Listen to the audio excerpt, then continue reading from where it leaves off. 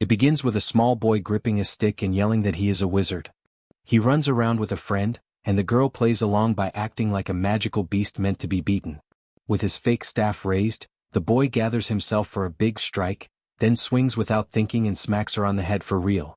The girl reacts fast, upset that it actually hurt.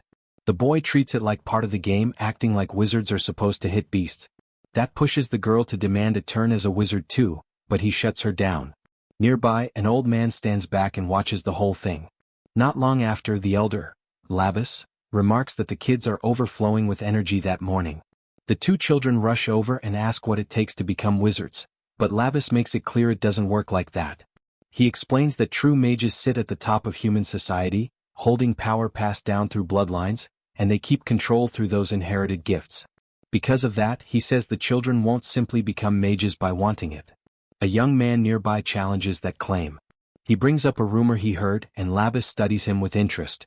The young man asks if it's true a magical beast has shown up in the area. Labus confirms it with a grim look, and fear spreads through the villagers.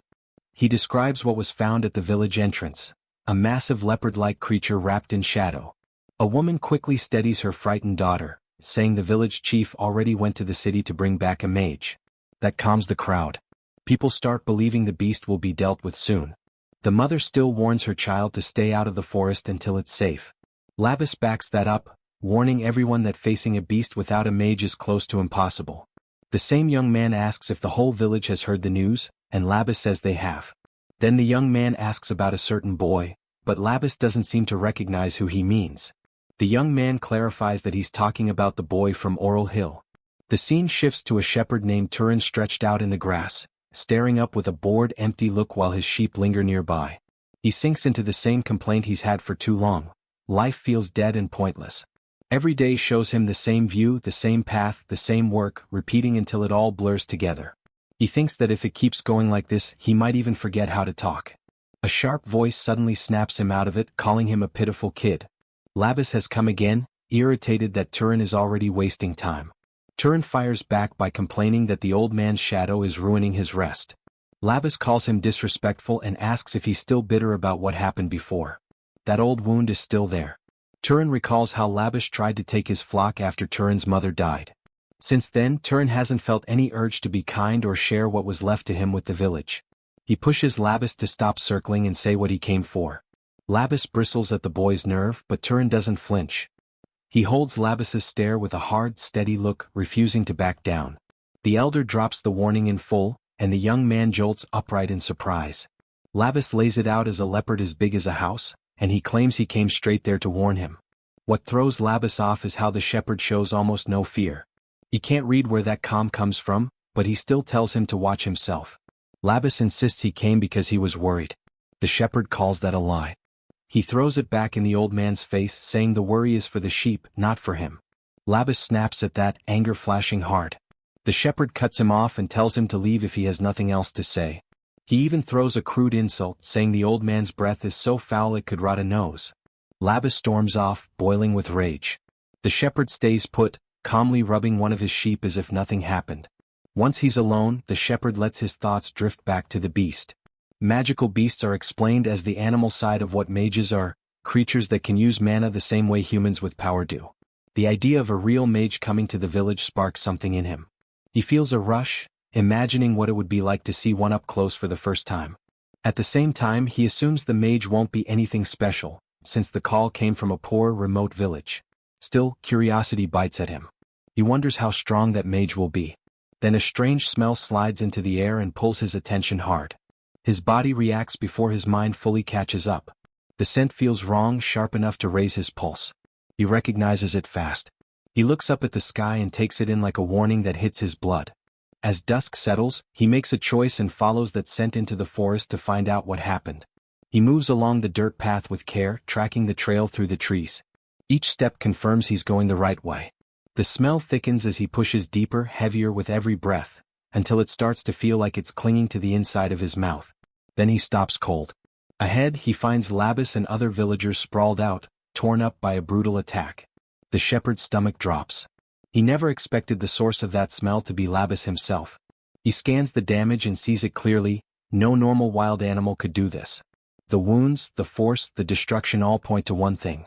This was the work of a magical beast, not some common predator. A strange sound cuts through the quiet. The shepherd tightens instantly, fully alert. From the darkness, a massive paw slides forward, claws long and sharp, moving slow like it knows it owns the place. A huge black creature steps out next, its shape heavy and wrong, its presence crushing the air around it. The magical beast reveals itself completely, standing in front of the young shepherd. Right then the story jumps back to the little boy from earlier, now asking how strong those beasts really are. His father explains that a normal adult wouldn't last against one, not even for a moment. The boy grows uneasy and asks what will happen to the village. His father keeps him steady, saying the chief already went to bring a mage back to deal with it.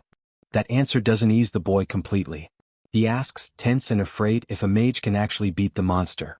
The father confirms it, describing mages as rare people born with magic, the kind who can drop a magical beast with a single word. The scene snaps back to the forest. The shepherd faces the creature without a flicker of fear. He speaks one short command, telling it to fall. Something unseen slams into the beast. It jerks like it got hit by an invisible force, confused by what just happened to its body. At the same time, the young man's body starts to glow, a thick red aura rolling off him like heat. He rubs at his head, realizing his first idea didn't land the way he expected. The beast takes the opening, roaring and rushing him with raw fury. The shepherd doesn't panic. He throws another command, telling the giant thing to stop. In the blink of an eye, a strange power slices through the monster, cutting it clean as if the air itself turned into a blade. That shocks him. He realizes he can't fully control the strike, even if he wants to. Still, the beast refuses to go down. Its body flares with light and knits itself back together, healing right in front of him like the damage never happened. With another violent roar, it proves it's nowhere near finished. It charges again, forcing the shepherd to retreat to avoid getting crushed. His first approach has failed, so he switches tactics without wasting time. He bends down, grabs a small stone, and locks it into his palm like it matters more than a weapon. He tightens his grip and readies his slingshot, deciding to fight like a shepherd should. The monster barrels in for another hit. The young man pours magic into the stone and orders it to become tougher. He starts spinning the slingshot, building speed. His eyes light up with a sharp golden glow as his focus narrows to a single point. He pushes again, commanding the stone to become faster, and he spins harder until the strap hums with force. He plants his feet, braces his whole body, and loads the throw with everything he has. Then he gives the last order, telling the stone to pierce its target. The stone launches like a bullet, blazing with blue energy. It cuts through the air in a straight line and hits the monster in the head before it can even react. A thick red mist bursts out into the trees. The stone doesn't slow down. It punches straight through and keeps flying, vanishing past the body like the beast was made of paper. With its head pierced, the massive creature collapses, finally dead. The moment rewinds slightly, showing the beast still throwing itself forward for a final rush. The shepherd already has his aim set, calm and sure, ready for the counter. The stone flies again toward the fallen giant, straight at the head.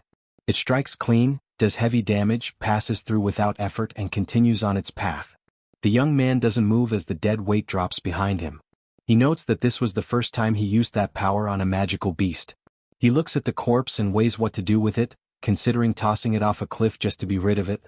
Annoyance rises in him as he complains that, in the end, he still ended up doing the villagers a favor. Then the truth shows through in a tight focus on his eye. He isn't just a shepherd. He's a mage.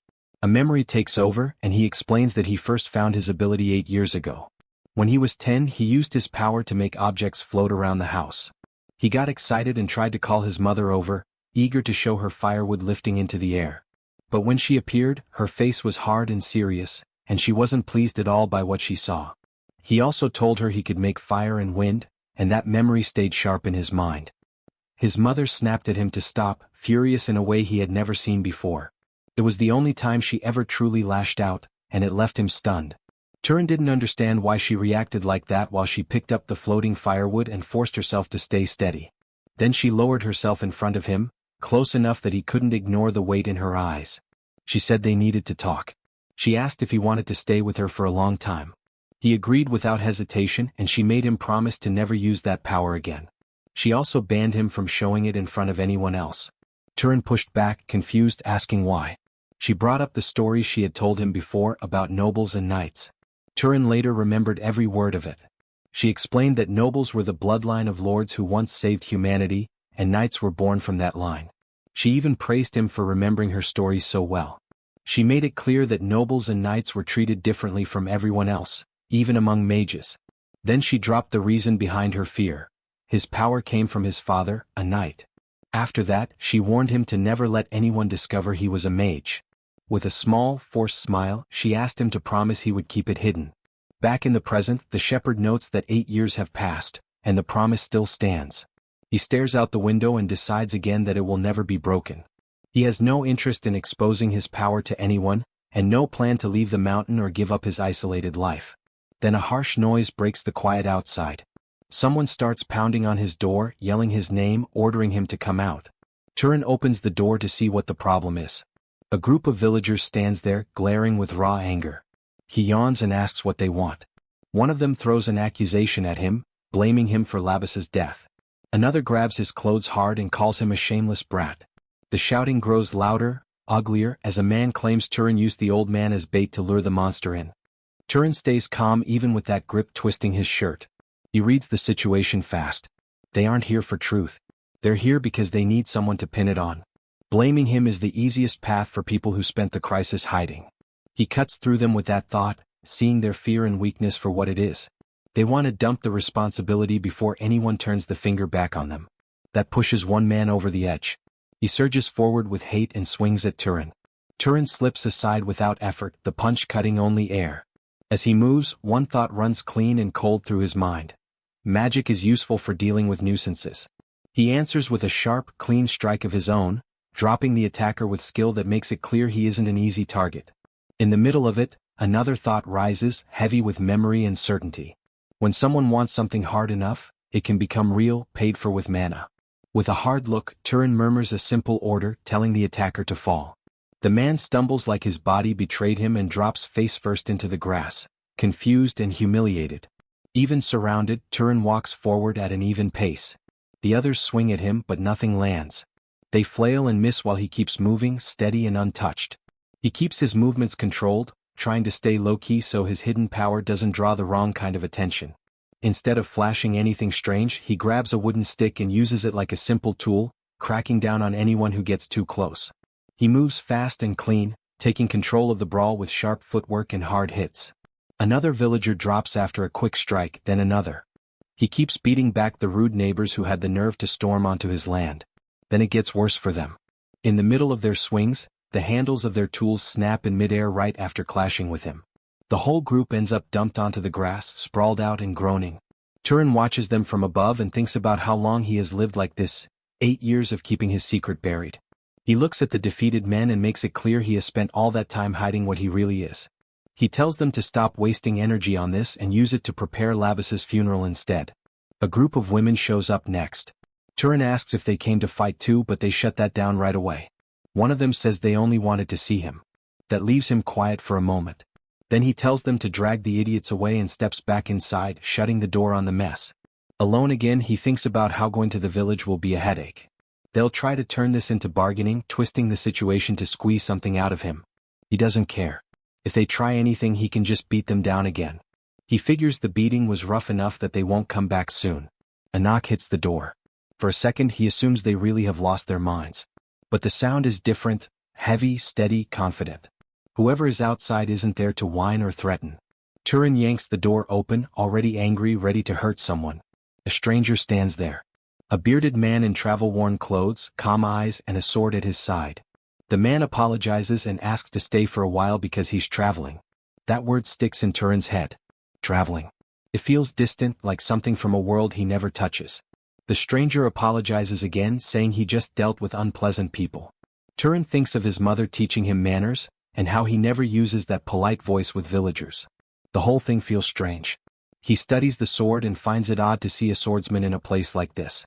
After a quiet breath, he lets the man in. The next moment shows a table covered with food. Turan has invited him to eat. He offers what he has, nothing fancy, but the traveler still looks surprised. First by the meal and then by the fact Turan has never seen an outsider before. Turan explains he was born there and raised there and he has never left the hill. The swordsman drinks from a wooden mug while watching him closely. Turan drinks too, calm and measured, like he's trying to pretend this is normal. Then the visitor comments on Turan's posture and manners. For someone who has lived as a shepherd, his behavior is too polished. Turan credits his mother, then mentions she died a few years ago. The traveler responds with respect, saying she raised a fine young man and is resting somewhere good now. Turan accepts it and says he only lives the way she taught him. After that, Turan asks what brought a swordsman so far out. The man reveals he came because of a request. A leopard-type magical beast appeared in the area, and someone needed to kill it. Turan immediately understands. This is the mage the village chief went to find. The stranger confirms it without hesitation. The mage asks to question him. Turan allows it. The mage says he can sense the beast's aura nearby, yet the creature is nowhere in sight. On top of that, Turan's attitude doesn't match the situation at all. The village chief warned him about danger, but Turan sits there completely calm. The mage points out the obvious. If the beast attacked humans, Turan would be the first one hit. Then the mage locks eyes with him and presses the point, asking why he isn't afraid. That question drags Turan back into an old memory. His mother's voice returns, asking what he really was.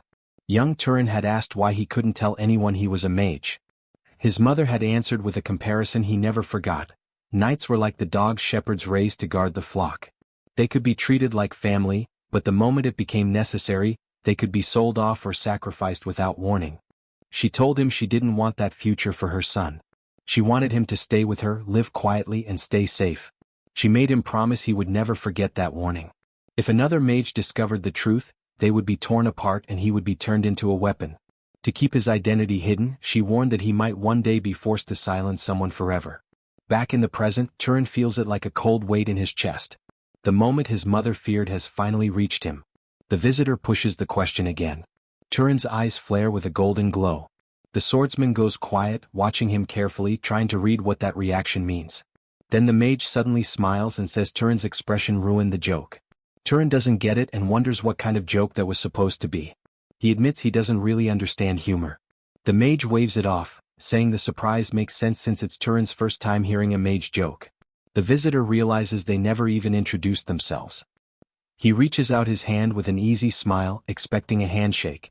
Turan gives his name as Turan, an 18-year-old shepherd, and shakes his hand. It's the first real greeting between them since the man arrived. The mage mentions he is 75. Turan reacts that he doesn't look that old. The mage explains that mages age slowly. Turan asks how someone like him ended up wandering around. The mage says he served House Arabian for 60 years and now wants to travel during what he calls his final days. Turan finds it strange but also kind of appealing, like it belongs in some story he never got to live. The mage seems pleased by that reaction and leans into it, ready to share more. Turan listens with real interest. The older man smiles wide, and the room turns warm in a way Turan isn't used to. They keep talking and Turan realizes he's enjoying it more than he thought possible. He never expected a conversation like this to feel so easy. Hours slip away. When they finally notice, dawn is close outside. The mage is surprised the night vanished so fast and says it's time to go. He leaves silver coins on the table and explains they're the purest kind. Turan accepts them and wishes him luck with the hunt. The mage tells him not to act like it's goodbye, then jokes that he might come back someday just to get another free meal. The next day, Turan takes his sheep to graze on the hill like always. The flock spreads out across the grass under clear sun, calm and steady. With a small smile, Turan gives a call for the flock to gather. One sheep lifts its head right away, then the rest follow, moving toward him until they form a tight group around their owner in the center of the pasture. Turan thinks about last night. It was the first time he had met another mage and he can't even remember the last time he talked that much. While he rubs a sheep's head, he remembers the calmness in the old man's voice and the simple joy behind it. Out of all the adults he has dealt with, that mage felt genuinely decent.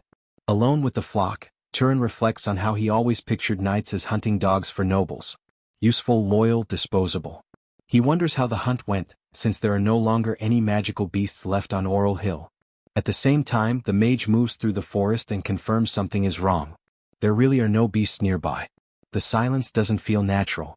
He finds signs of a battle, but he can't sense even a trace of the creature's aura. He stares at a damaged tree and starts to suspect the beast was already killed by someone else. He wonders who could have done it, and whether the chief called another mage besides him. Even so, he feels relief. The beast being dead is what matters. Then that relief shatters. A strange feeling crawls up his spine. His expression hardens as he senses a vicious presence coming closer. He spins around, reacting on instinct. From the shadows, a gigantic paw slides forward, claws huge and warped. The creature steps out and it's wrong. It looks like the same beast that attacked the village, but rotten, twisted, decaying, something dragged back from death and forced to move. The mage understands immediately. It's a corpse puppet, a marionette made from the monster's body. Shock hits him hard. He can't imagine who would do something that vile. The corpse puppet lunges, trying to crush him with a shadowy claw. The mage dodges fast, and the strike slams into the ground hard enough to tear out a crater. He recognizes the problem. This is what happens when mana isn't properly absorbed. No competent mage should leave a corpse like this. He launches upward and fires a heavy blast of energy into the puppet. He is now certain a mage killed the original beast, but he can't understand why they left it behind like this. He dismisses the idea that some rookie knight did it, because someone inexperienced wouldn't be able to bring down a monster like that. As he shapes a fireball, another thought takes hold. Whoever did this wasn't just hunting. They had another purpose. No matter what, the mage decides this has to end. He steels himself and prepares to throw everything he has into the fight. He unleashes a heavy blast of power at the shadowy creature, expecting it to rip the corpse puppet apart. Instead, the magic fades out, swallowed and erased like it never existed. Shock hits him hard. The mage realizes the monster's mana is stronger than his own. Then the creature vanishes into the trees, leaving him staring into empty space. He understands it's setting up a counterattack and starts searching the forest, trying to catch any sign of movement. That's when the enemy's shadow slips in behind him without a sound. The corpse puppet erupts out of the darkness and lashes him with a spiked tail. He has no time to move. The blow lands clean and brutal, tearing him up and leaving his arm badly injured. The force hurls him away. He slams into the ground and rolls through the grass, stunned by how fast everything turned against him. Flat on the forest floor, he can't believe a monster like this is even here.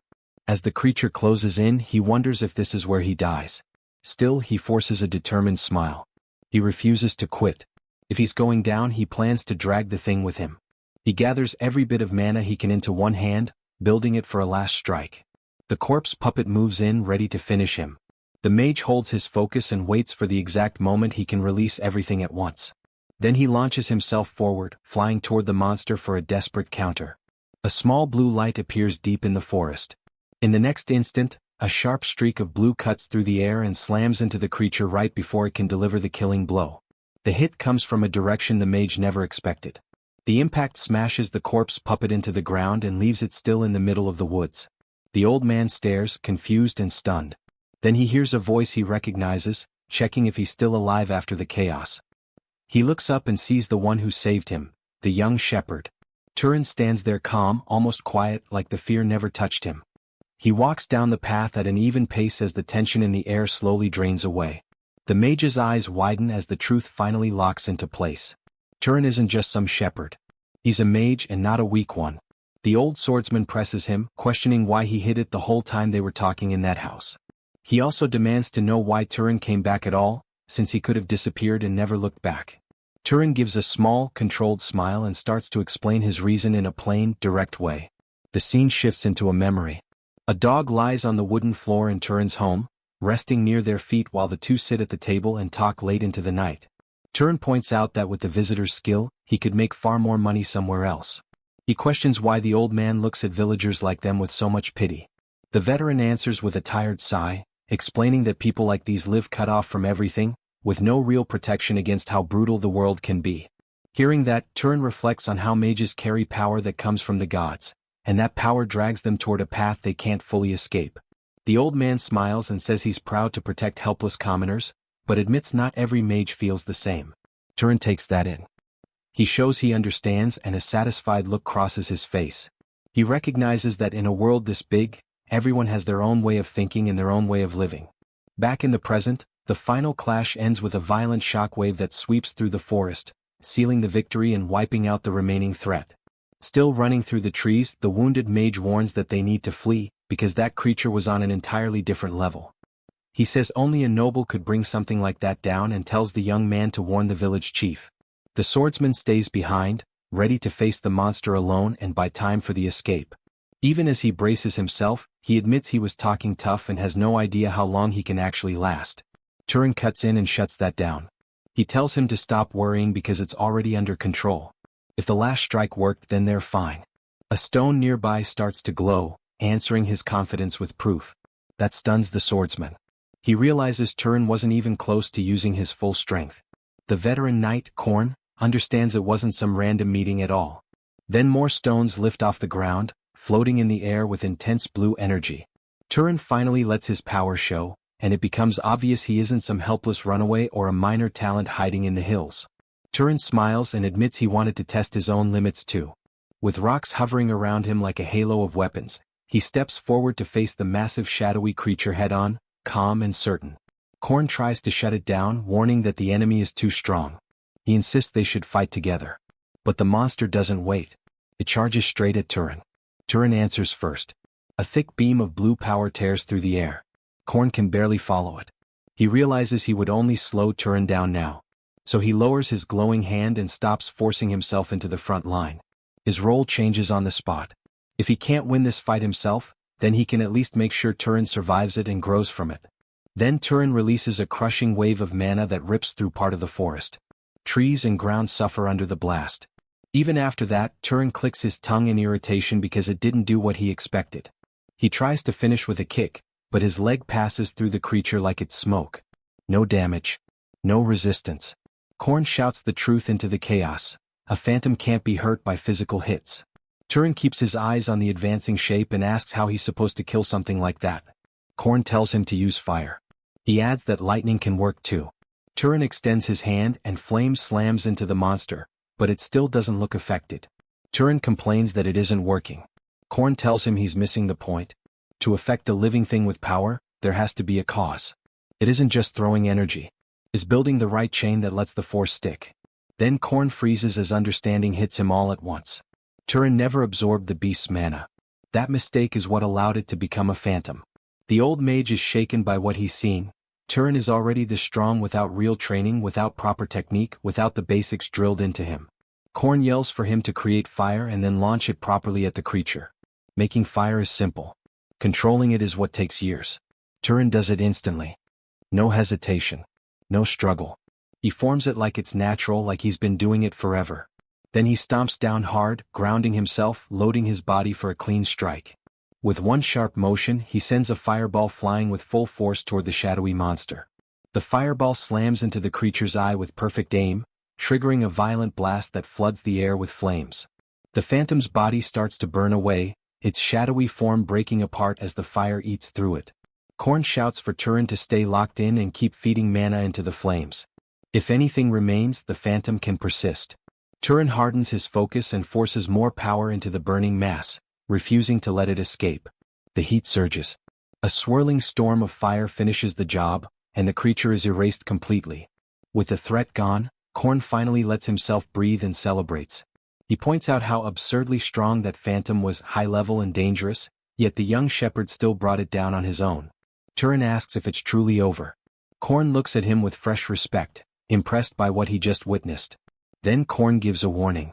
If Turan doesn't absorb the mana left behind, he risks facing another phantom. Turan asks how to do it. Korn tells him to picture it like draining something out.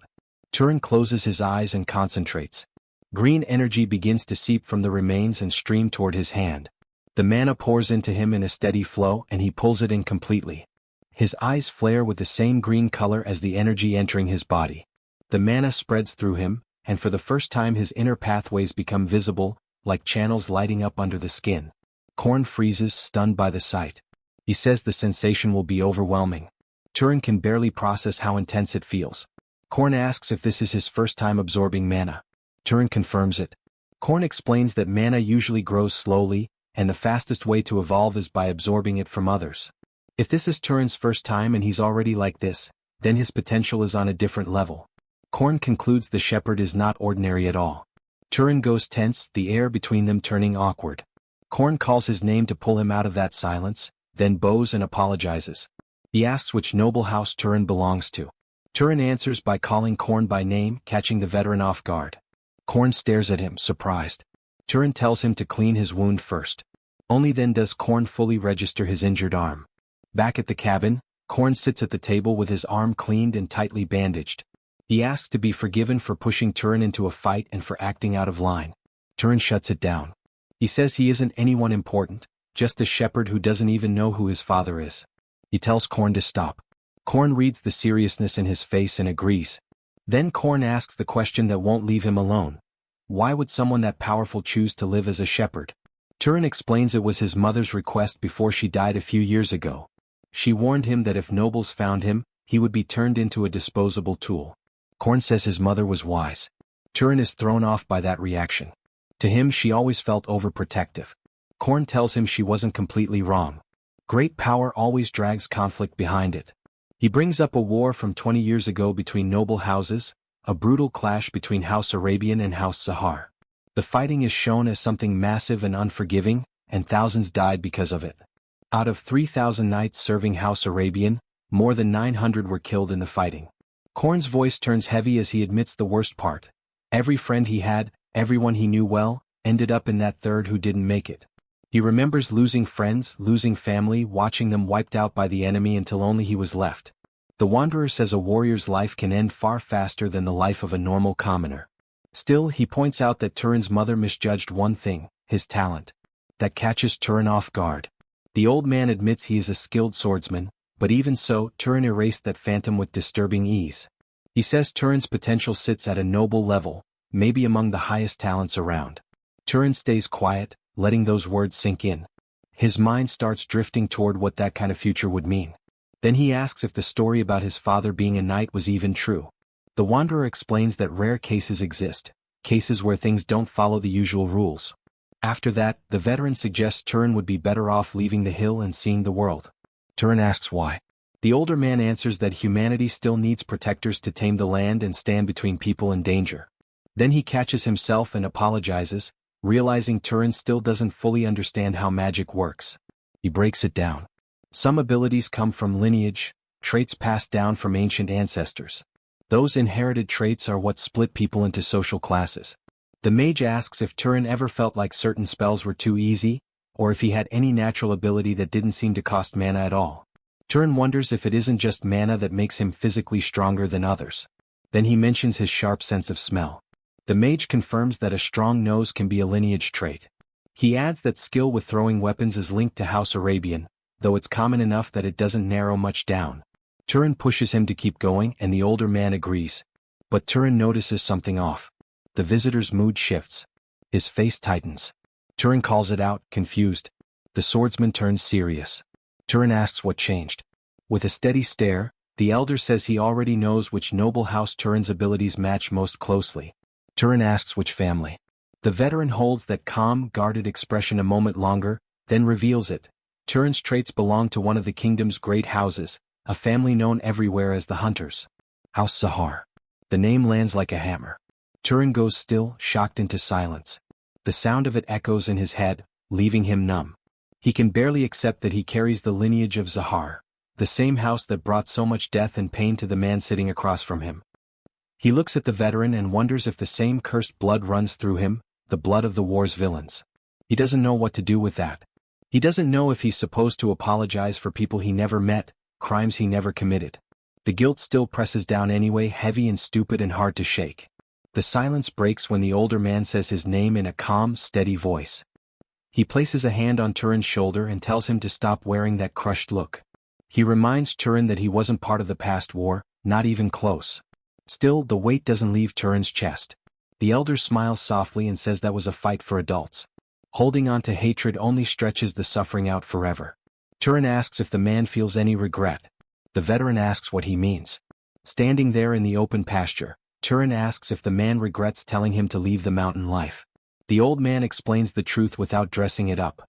If Turan goes after power, the path will pull him toward House Sahar sooner or later, because talent like his won't be ignored. Turan is startled by how direct it is. But then he realizes something else in the man's words. Despite everything, the veteran trusts him. He believes Turan's character is clean, and that there's something solid and decent inside him. The old man says he saw Turan's kindness the moment he risked his lifelong secret just to save a stranger. Looking ahead, he thinks someone like Turan might even stop new wars before they start. Then he tries to ease the tension, telling him not to treat everything like a death sentence, since he still hasn't chosen his path. Turan looks toward the horizon and feels his thoughts settle. They're clearer now than they've ever been. A small smile forms as he admits he has finally decided to come down from the hill and see the world for himself. The veteran is glad to hear it, but he warns against leaving too suddenly because of his injuries. Turan answers that he won't go anywhere until his friend is fully healed, and that choice shows exactly what kind of person he is. Watching him from the window later, the older man concludes Turan truly has a rare heart and a future that won't stay small for long. After that, the veteran begins teaching. He explains that magic needs mana, the so-called key to omnipotence. Turan turns that over in his mind, but the old man corrects the idea. Mana isn't as absolute as people make it sound. Turan asks what decides how mana turns into real magic. The man raises 3 fingers and says the difficulty depends on 3 things: lineage, affinity, and causality. He starts with lineage. It's tied to family blood and affects most nobles. He uses his own injury as an example. Turan admits he couldn't heal it with magic. The veteran explains that some lineages can heal without training at all, like a family from the south whose power does the work naturally. Then he moves to affinity, describing it as familiarity. Turan understands right away and compares it to how he made a fireball by treating it like a thrown stone. The veteran agrees, adding that simply creating flames wouldn't give the same speed or force as shaping it with the right feel and method. Finally, he names the last and most important factor: causality. Even he admits he doesn't fully understand it. To show what he means, he asks what would happen if Turan tried to strike him using only raw mana. The result would be weak because there's no cause built for the effect. He demonstrates on the mug. The water begins to boil. He explains that this kind of result appears when mana is pushed without the right cause behind it. Turan watches and says he finally understands it a little. If he wants to take someone down, he needs to create a cause that makes sense, like launching a fireball instead of just forcing mana forward. The veteran is impressed and jokes that Turan could have been a scholar. Then Turan asks why he needs these rules for magical beasts if he can control normal animals. The old man explains the difference is the mana inside the beast. Turan takes it in and realizes a real mage doesn't just throw mana around, they understand how it works and why it sticks. Turan asks if the Zahar lineage has its own special ability. The veteran confirms it does and says they're known for tracking. Then he challenges Turan to try it. Turan accepts immediately. He closes his eyes and focuses, willing himself to leave no trace, no sound, no scent, nothing. White smoke starts to rise off his body as he pours energy into the spell. The older knight watches closely, unsure if it actually worked. Then Turan vanishes from the chair. Only a faint streak of golden light remains on the floor. The veteran confirms it worked because Turan is no longer visible. Seeing that ability in action tightens something in him, the old fear he carried from the past. The room feels empty, like Turan erased himself from the world around him. A moment later, Turan reappears in a flare of light, proving the spell held. The veteran calls it a terrifying gift, one feared by Arabian knights for good reason. Still, he warns that invisibility isn't perfect. It has limits and weak points. He decides to teach Turan how to train it. Turan questions whether it's dangerous to help someone tied to an enemy house. The veteran reminds him that Turan saved his life and treated his wounds. With a hand pressed to his chest, he makes it clear he trusts Turan's character completely. The scene cuts to the village. The chief shouts in disbelief when he hears Turan is selling his sheep and leaving. Turan stands ready for the road, equipped for travel, while the chief complains that he's leaving without warning anyone. The mage with him only smiles, questioning why Turan should care what others think about his own property. Turan lays down terms. If they don't pay a fair price, he'll release the whole flock and walk away. One of the men Turan beat before calls out in panic, warning the chief not to push him. The chief grumbles, knowing Turan is the type who follows through. With no real choice, he hands over a bag of coins and the sale is done. The elder tells Turan to do whatever he wants. And with that, the 2 travelers finally leave the village behind. On the road out, Turan remembers the village still owes the mage payment and offers to collect it for him. Korn refuses right away. He says he won't take anything because the one who truly killed the magical beast was Turan. Turan accepts that with a small smile, and they keep walking side by side along the dirt road until the trees thicken and the forest line comes into view. At the forest edge, Korn stops and says this is where they split. He apologizes for not traveling together and admits he feels better moving alone. Turan accepts it and thanks him for the help and the lessons. Korn gives a quiet farewell and tells him to stay safe out there. Turan answers the same way, hoping they'll meet again someday. He stands there and watches for a long time as Korn's figure shrinks down the trail and finally disappears. Only later does Turan understand why he never wanted Korn to talk to him in stiff, formal ways. Deep down, Turan had always wanted a father figure. Someone solid to follow, someone to measure himself against. Korn had filled that empty space without even trying. He had become the kind of man Turan wanted to grow into. The scene shifts. Footprints cut across pale sand in a dead desert. Wind howls through rocky cliffs and jagged formations, dragging dust across the ground. Alone, Turan moves forward with his hood up, crossing the open wasteland with no cover and no comfort. He shields his eyes and keeps walking step after step through heat and grit. Then he sees movement in the distance. A group of people out there in the desert. His first thought is traveling merchants. The chance of directions and help feels like luck. He heads toward them, hopeful. As he gets closer, he prepares to ask for the nearest city. The leader challenges him instead, asking what kind of person blocks their path like that. Still, the man gives an answer. He says the road leads to a city called Murai. Turan takes it in and nods, relieved. He thanks the man and turns to continue on his way. That's when one of them stops him and tells him to wait. The tone changes. The man asks if Turan really plans to leave after taking what he wanted. He says if someone receives something they should give something back. The group draws their swords. Their message becomes clear without any need for more words. They order him to remove his bag. Turan finally understands. This isn't a merchant group. It's a trap. They're bandits. The leader smiles like it's routine and makes it worse, implying nobody would question a death out here. They tell him to hand everything over peacefully, like that would be the easiest way for everyone. Turan reads them fast. These aren't petty thieves. They're the kind who don't hesitate to kill. A flash of training cuts through his mind. Korn's lessons. Causality. Building a real cause before forcing an effect. Making power stick. Turan's face settles into calm confidence. He decides these men will serve a purpose. If they want to fight, then they'll become his first real targets for training in the open desert. One of the bandits stares at Turan's calm face and can't understand his attitude. The group starts laughing. One of them mocks him, acting like the boy is speaking as if he were a mage. Turan answers without hesitation. His hand begins to glow and he lets them see exactly what they walked into. He shapes the air with a quick motion and summons a twisting tornado. The wind explodes outward and throws the thieves across the sand like they weigh nothing. As they hit the ground, he notes that shaping wind with his hand costs far less mana than creating it from nothing. The bandits groan and scramble, trying to understand what just happened. Turan is momentarily surprised by how easily it worked.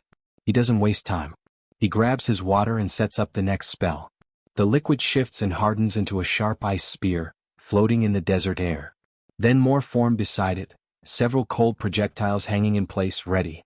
One bandit freezes in pure fear as the mage's power becomes undeniable. The spears shoot forward. One of the thieves is pierced clean and drops, finished on the sand. Turan judges the result without emotion, thinking the spell would be even better near a real source of water, and that throwing rocks still feels stronger. The leader collapses to his knees and begs, claiming he didn't know Turan was a mage. The others rush to offer everything they have, promising anything if he spares them. Turan answers by stomping his foot into the sand, making it clear he isn't listening. Stone pillars surge up from the ground and drive forward like a moving wall. The bandit chief stares, horrified, unable to believe what he's seeing. The end is ugly and quick. One by one, the thieves are crushed and wiped out by Turan's magic. Turan walks up to the leader, who panics and promises to answer anything if he's allowed to live. Turan asks why they attacked without any plan since he could have been a mage. The answer makes Turan blink. The man says it happened because Turan bowed. The leader explains they assumed politeness meant weakness, that a respectful traveler had to be an ordinary person. Turan takes that in. Instead of anger, he feels something colder, clarity. He thanks the man because that answer teaches him something useful. Hope surges in the leader's face. He asks if Turan will really spare him. A single drop of water rises and floats above the man's head. The leader remembers Turan's name, and the night with Korn flashes back like a warning. Korn had said Turan would meet many people, and he had also warned him never to feel pity for bandits who hurt others. Turan finally understands why that advice was so hard. Sparing one out of soft feeling can cost 10 innocent lives later. The lesson settles into him like a weight. His expression turns firm. He decides he has waited long enough. He ends it. Afterward, he follows the cart tracks cutting through the sand and keeps moving across the desert. As he walks, a clean thought rises for the first time, sharp enough to hurt. He looks back at the trail and realizes he has taken human lives. Guilt pushes up in his chest, but he doesn't let it steer him. He remembers Korn's warning and knows people who steal without hesitation will do it again. The confusion in his heart slowly quiets and he keeps walking. After a long stretch of travel, the desert finally gives way to a new sight: life, movement, color. Turan stares, stunned by what opens up ahead. On the horizon stands a city, wide and busy, with a massive castle rising at its center. A sign marks the place. Mirai. It's called a small city, but to Turan it looks enormous. He has never seen so many people gathered in one place. Even the buildings look strange compared to the rough village structures he grew up with. As he steps into the market streets, surrounded by noise and crowds, he finally feels like he has entered a real city. He stops at a fruit stand. The vendor greets him with loud energy at first and asks what he wants to buy. Turan answers that he isn't there as a customer. Instantly, the vendor's mood turns sour. He tells Turan to leave if he isn't buying anything. Turan is thrown off by how fast it changes. He wonders if there's some rule here where you have to purchase before you're allowed to speak. To test it, he points at the red apples and asks what they cost. The vendor names the price in dupit and keeps studying the young outsider with open curiosity. Turan starts counting out coins and the seller adds that he accepts other types of payment too. After the purchase is done, Turan asks where he can find an inn. The vendor points him along a route and tells him to follow the path. Turan follows the directions and ends up in front of the biggest place around, a large building that works as both a bar and a dormitory. The moment he steps inside, a young employee named Lena greets him with a bright, friendly smile. She throws in a compliment about his looks while Turan asks how much it costs to stay the night. Lena tells him the daily rate is 16 dupit. Turan agrees instantly and doesn't even hesitate. He hands over his money bag, but he says there's something important he wants to ask. Lena holds the payment and leans in, curious. Turan asks if there are any monsters nearby with cash rewards on their heads. He needs targets to hunt, both to absorb mana and to build up coins. Lena goes quiet and stares at the gold. Turan asks why she stopped talking. Lena finally answers that nothing comes free in this world, then mentions City Hall. Turan looks lost. Lena is surprised he doesn't even know what City Hall is and calls him a total country bumpkin. She explains that public matters are handled there, and the people working inside do it under the local lord. She adds that it's probably closed already and tells him to go early tomorrow. Then Lena asks if Turan is a monster hunter. Turan doesn't understand the term. Lena explains the local legend. Normal people can become mages by hunting monsters. She asks if that's what Turan is aiming for. Turan touches his hand and doubts it, thinking it sounds like a silly superstition.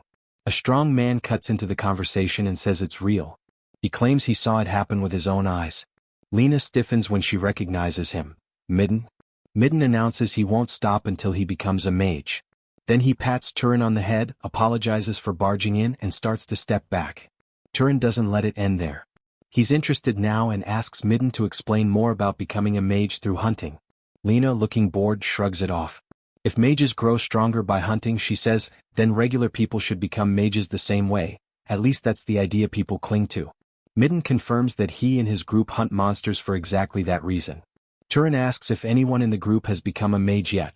Midden answers that there are only 4 of them in the city.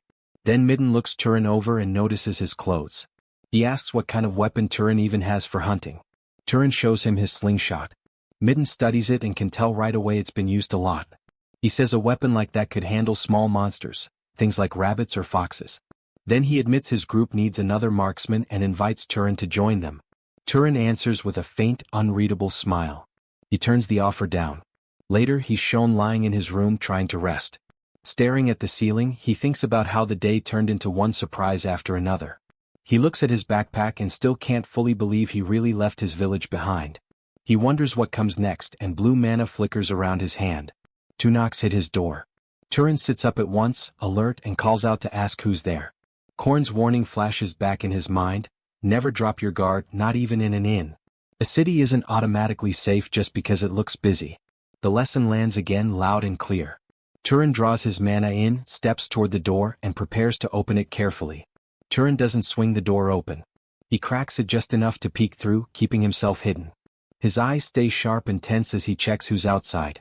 To his surprise, it's only Lena, the inn attendant. She smiles and asks if he was already asleep. Turan looks confused. Lena says she came to warm him up, because she assumed his room was cold. Turan asks what she means.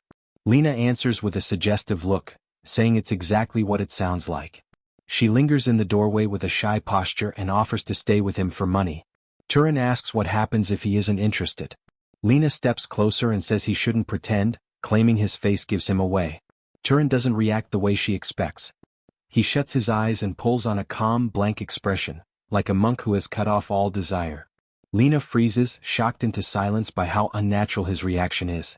Another memory flashes up, Korn yelling at him not to do that. Korn had warned him that many girls like that carry illnesses and trouble. Turan remembers the lesson clearly: don't let desire drag him into something stupid. Lena leaves in a huff. Turan lies back down and thinks the city isn't easy either. First the fruit seller, now Lena. The place feels cold, quick to bite. Elsewhere, one of the monster hunters questions his leader. He asks why the boss wanted to bring the newcomer along when he doesn't look useful. Maidan answers that the boy's arrogant attitude would make him perfect bait. But the truth slips out too. The newcomer reminded him of his younger self and he worried about that flimsy weapon. If the rookie stayed near him, maybe he'd survive a little longer. Back in his room, Turan hears the conversation through the wall. A slight smile pulls at his mouth. Maybe the city isn't as heartless as he thought. The next day, Turan heads to the city hall to start for real. Inside, an employee greets him politely and asks what he needs. Turan asks if he's an official. The man answers with a look that says the question is obvious. Turan gets straight to the point. He says he came to hunt monsters. The official looks surprised. Turan recalls Korn's warning again. This world won't be kind for no reason. Korn had said the way to be treated well is simple. Show people you're a mage and respect follows. Turan holds that thought as the official hands him a paper with a hunting request. The man warns him not to take the poster, only read it and return it. Turan studies the drawing and asks if it's a crow. The official mocks him, asking if it looks like a cat. Then he gives a real warning: bring the monster's body back. If the mana isn't handled, it can turn into a phantom. Turan says he already knows. Leaving a magical beast corpse behind carries a death penalty. He remembers the disaster before and states he won't repeat that mistake. He asks why the knights aren't the ones hunting. The official says they don't have time because their job is keeping order inside the city, not chasing threats outside. He looks down on Turan and says this kind of work is for outlaws like him. Turan leaves. The official watches him go and assumes another corpse will end up outside. Then everything flips. A crow-like monster's eye snaps open with a sharp, sinister glow. Then the scene shows it already dead on the hall floor, a huge wound torn into its chest. Employees stare down at the body, stunned. They can't believe how fast it happened. Turan has already returned with the corpse. Turan confirms he killed it alone and asks how to claim the reward. The official stammers and says they'll pay. He hands over a bag of coins and tells Turan to get some rest. Other workers inspect the body and note the wings are still intact, impressed by the clean condition. Then someone notices Turan hasn't left. He's still standing there. The receptionist asks why he's still in the hall instead of heading back to the inn. Turan asks if there are any other monsters worth hunting nearby. The official is stunned by the question. He can't believe the young man is still asking for more hunts after coming back that fast. The scene shifts to the inn. The most expensive dishes on the menu are spread across a table. Lena sets down a full feast and admits she never imagined someone like him would take down 30 monsters in 3 days. She comments that he must have made a fortune. Turan eats without holding back. Even while enjoying the food, Turan stays serious. Coins aren't his real goal. He's after mana. That's what matters to him, and absorbing it has already made him far stronger. He can feel it clearly. His mana has multiplied since meeting Korn. But he also senses a ceiling approaching. Weak creatures aren't going to push him much further. Lena doesn't really understand what he's talking about. The owner and Lena stare at the table afterward, shocked that he cleared everything alone. The owner jokes that he eats like a starving wolf despite being skinny. Lena looks pleased that he liked it. Turan thanks them and says the food was good. As he starts to leave, someone grabs him from behind. A heavy hand clamps onto his clothes. A group of bullies steps in, blocking the way, asking if he's enjoying something good all by himself. One of them calls him a beanpole and says he heard Turan has been earning a lot of money. The brute suggests he should donate some of it to them and swings a slap at him. Turan blocks it easily. The attacker freezes, shocked. Turan stays calm and throws the words back at him, asking if he wanted a little charity after all. That makes the bully snap. He roars and winds up a full power punch. Turan slips aside and answers with a clean hit that launches the man across the room. Another goon grabs a wooden bench and rushes in. Turan stops it with one hand and shatters the bench like it's dry twigs. Then he clamps a strong grip onto the attacker's cheek and twists with effortless control. Blue light flickers in Turan's hand, and the goon drops hard to the floor, finished. Lena rushes in with a tight, forced smile trying to calm things down. Then she snaps, yelling that fighting inside the inn is forbidden. Later, the bullies are shown bowing low and offering apologies. Back in Turan's room, Midden shows up and says he already dealt with them and it won't happen again. He explains they've been short on money and got jealous seeing Turan's winnings. The two goons stammer out their apologies. Turan asks if things are really that rough. Midden admits they're tight. He clenches his fist and says in about 3 days he'll scrape together enough to pay for the room, but it's his own problem. Turan holds out a bag of coins with a small smile. Midden stares, stunned. Turan says it's payment for Midden's kindness earlier for inviting him. Midden asks how Turan knew. Turan repeats the rule of the city: nothing is free in this world. Then he asks for information in return. Midden brightens, saying that's what he does best. The scene cuts to a wide view of Mirai, its buildings packed together under the shadow of the castle. Turan stands on a cliff preparing to move, thinking this might be his last hunt in the city. Midden has already given him details about the next city, so it's time to go. Turan admits that information was worth it. He also decides Midden is a good man. When he compares him to Korn, he feels the difference. Midden is less experienced but in some ways more open and kinder. Then Turan's eyes widen. A familiar scent hits him, sharp and wrong. His stomach tightens. Hoping he's mistaken, he takes off at full speed into the forest. He finds huge claw marks ripped into a tree, clear signs of a fight. His expression turns hard as he follows the trail of destruction deeper into the woods. Then he finds it. A horrible scene. Someone is down, badly injured. Turan recognizes him as one of Midden's hunters. He studies the area with a cold, focused stare, trying to piece together what happened. The man's eye is lifeless. He didn't survive. Coins lie scattered nearby, half buried in dirt and splashed across ground stained bright red. Crouched beside the blood-stained ground, the young mage tries to make sense of what happened to Medon and his team. The signs are wrong. Too much damage. Too fast. Then a faint sound cuts through the silence. He turns and finds another hunter barely alive, slumped behind a tree. The man forces out one last word with the little strength he has left. Rabbit. It doesn't make sense at first. Then a brutal image flashes through the scene, an oversized rabbit with a mouth smeared red. The young man scans the area again and spots more bodies. Too many. All torn apart. This wasn't a normal ambush. They were slaughtered by a monster. A shape moves. A giant rabbit-like creature steps out, red eyes burning, horns rising from its head like twisted crowns. The young mage pivots immediately, squaring up to face the killer. The beast attacks without warning. It explodes forward at a terrifying speed, closing the distance in a blink. The young man is caught off guard by how fast it is and barely manages to react. He slips away at the last moment. The rabbit stops for a beat, locking onto him with raw hatred. He gathers mana and forms a barrier of air in front of him, bracing for the next hit. With a quick flick of his fingers, he shapes an attack and launches a sharp blade of wind straight at the creature. The strike lands, but the rabbit answers in a way he didn't expect. It whips its tail like a weapon and smashes the air barrier apart, shredding it as if it were thin glass. The young man reads it instantly. This thing has fought ranged attacks before. It knows how to deal with thrown weapons. The rabbit stomps hard enough to shake the ground and charges again, trying to crush him head-on. It leaps high, then dives down with full force, aiming to end it in one blow. Its eye flares with intense light as it commits everything into the strike. The young man dodges again.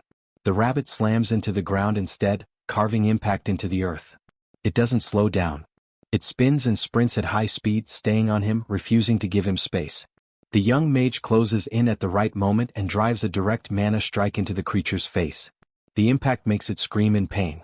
He uses that opening to pull back, jumping away to buy distance and time to think. Then the rabbit's body starts glowing. Golden energy spreads across it like a coat, and the pressure in the air shifts. It charges again, faster than before. Its speed becomes hard to track. It starts producing afterimages, splitting into blurred shapes as it zigzags across the clearing. The pattern is meant to ruin aim and force mistakes. Dust erupts, thick enough to hide movement. Inside the cloud, the monster screams and tears through trees, smashing trunks apart as it thrashes and hunts him down. When the dust thins, the truth shows. The rabbit is hurt. Blood leaks from a paw in its back. Its mouth is smeared red, but its strength is fading. Then it drops. The massive rabbit collapses to the ground, finally defeated. The young mage stands alone in the clearing, steady and ready, already thinking ahead. He approaches the body and moves to do what matters most now, take the mana before anything else can go wrong. He extends his hand and starts absorbing immediately. Green energy pours into him in a heavy stream.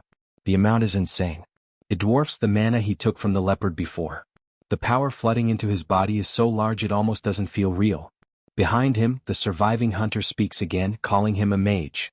The young man confirms it, and the hunter demands to know why he hid it. Tears gather in the man's eyes. He explains that none of them had families to pass anything down to, and now there's nothing left but loss. His thoughts drift to Medon and the dream they all carried together. A memory surfaces. Medon once talked about a city called Orem, a place with a library. He described it with a proud smile, saying it held thousands of books, open for people to read. Medon noticed the young man finally reacting, finally caring about something he said. The young man asked how to get inside. The answer had been simple and cruel: entry wasn't for everyone. Only mages were allowed into that library. Back in the present, the hunter questions what the young man meant when he said he had decided something. The young mage makes it clear. He's going to Orem, the great city Medon spoke about so much. Later, he looks over the graves with a heavy, quiet stare. He leaves his hunter friend behind with that sadness still sitting in his chest. Then he turns and walks away, carrying a final wish that Medon finds peace wherever he ended up. After a long stretch on the road, the young man finally reaches a city packed with life.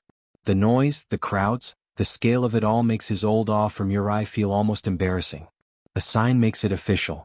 This is Orem, the great city, massive and buzzing like it never sleeps. He never expected so many people to be trying to get in. He joins the line at the gate and watches the guards work. The security looks strict, like they're hunting criminals or troublemakers. Compared to smaller towns, this place runs on tighter rules and sharper control. Then one guard singles him out and orders him to stop. The young man pauses, confused. The guard's face twists with disgust as he points at the traveler's filthy clothes and says entry isn't allowed like that. The message is clear. Clean up first, then come back. Later, once he finally gets inside, he sees it. The library. A towering structure that rises above the city like a fortress, huge and heavy, impossible to ignore. He tilts his head up and remembers Medon talking about this place like it was a dream. The building looks unreal and he wonders if magic shaped it. He walks toward the entrance and draws the attention of two guards stationed at the door. He makes it clear he wants to enter. One of them shuts it down immediately, warning that the library is only for mages. The young man doesn't hesitate. He states that he is a mage. The guard stares at him like he just heard nonsense.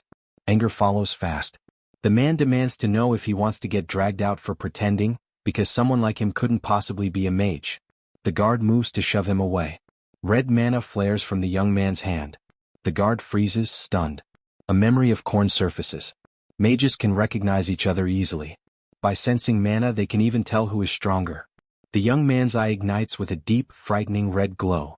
Pressure floods the air around him. The guard is thrown backward by sheer force and crashes to the ground. His partner rushes to help him up. The shaken guard tries to act fine, but the truth hits him hard. This isn't some minor mage. This is someone from the noble class or higher. He introduces himself as a knight of House Baltas and asks which family the young man belongs to. The young man questions whether he even needs to answer to get inside. The knight says it isn't required for entry, but adds a new barrier. Using the library needs permission from the master of Baltas. He says he'll contact the noble house. The next scene shows the young man sinking into a luxurious bath with a tired sigh. He had expected getting into the library to be simple.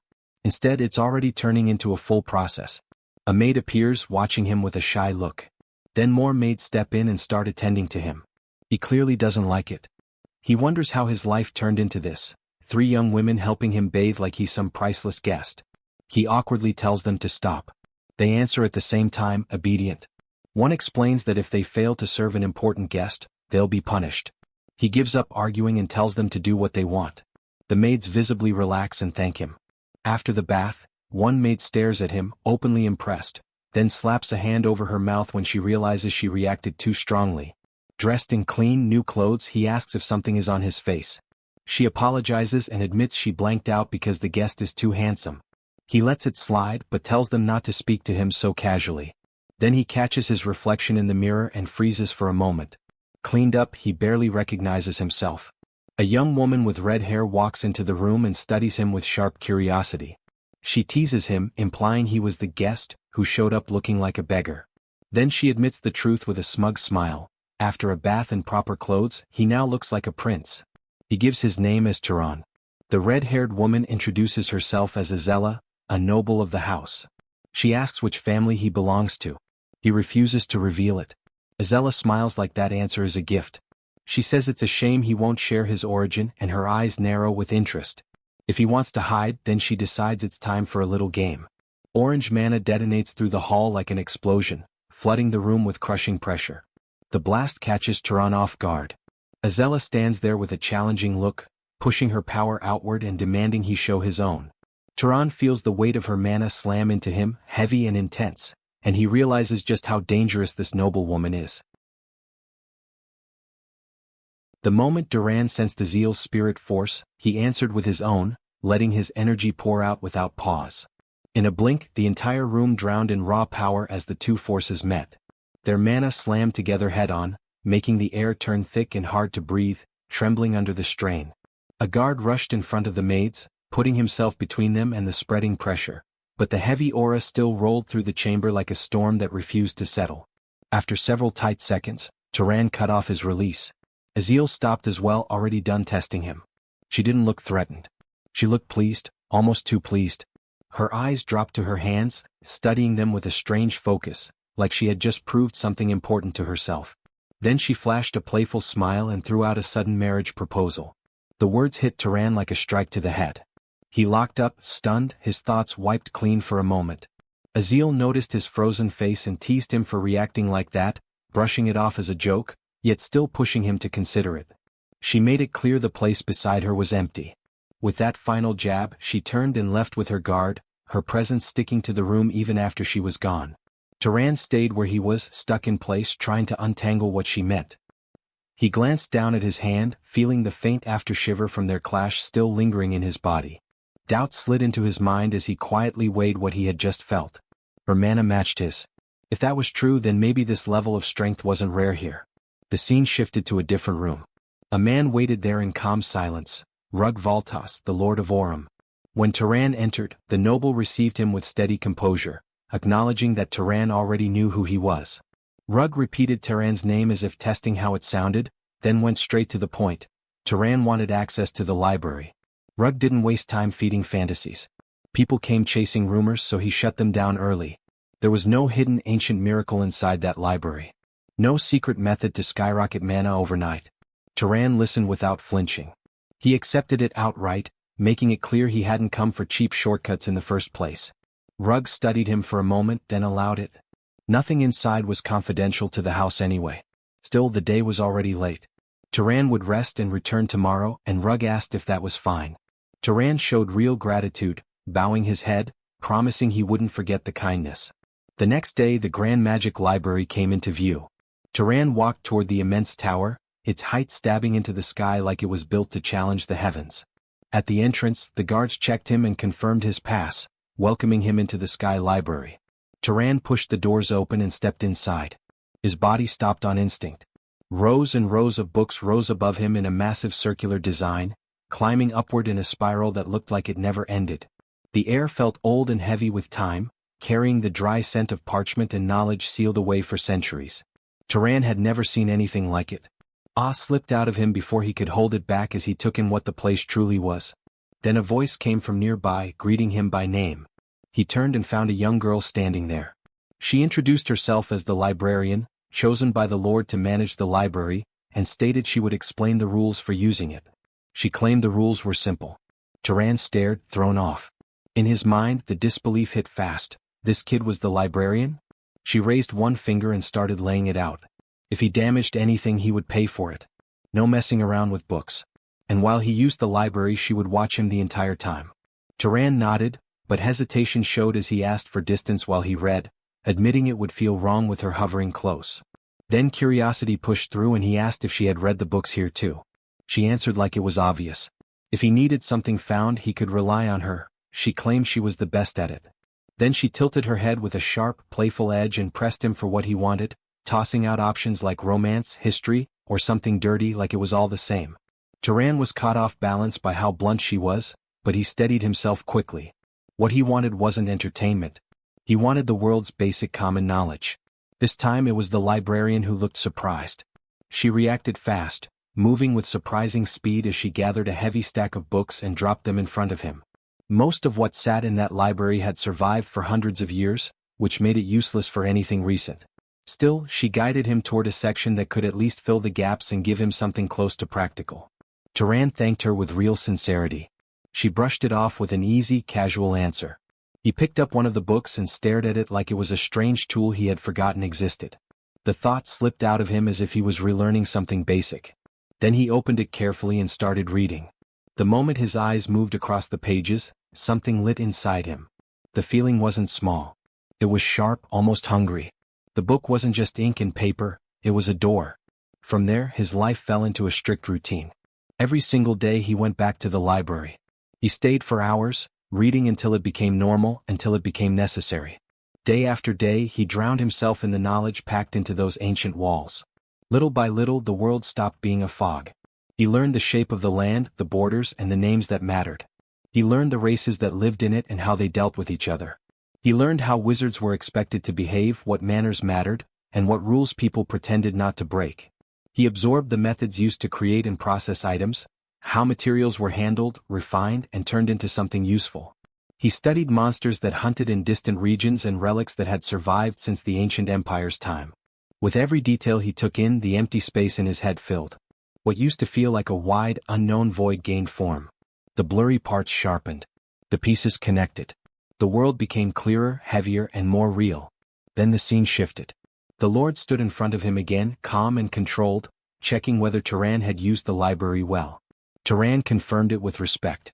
The Lord made something clear right away: this had nothing to do with noble status. Granting access had been goodwill. And now the Lord wanted payment for that goodwill. Turan didn't stall. He made it simple: say what was needed. A monster had appeared north of Orem and had started attacking travelers. Turan met the Lord's eyes and understood the direction immediately, pushing the idea forward without games. The Lord continued, and his face tightened. The Phrenides who were sent to handle it never came back. They were eaten. That meant it wasn't a clean job. It meant someone with real power needed to step in. The Lord's house could only mobilize a small number of people right now, which made the situation worse. Turan agreed without drama. Deep down the reason was clear: protecting people was part of what a wizard should do. Still, something about it rubbed wrong. It raised a quiet doubt in him: weren't wizards usually the type to avoid getting involved in problems like this? The Lord added another reason. The northern route mattered. It was a major trade path for Orem, and it had been shut down for 10 days. It needed to be reopened fast.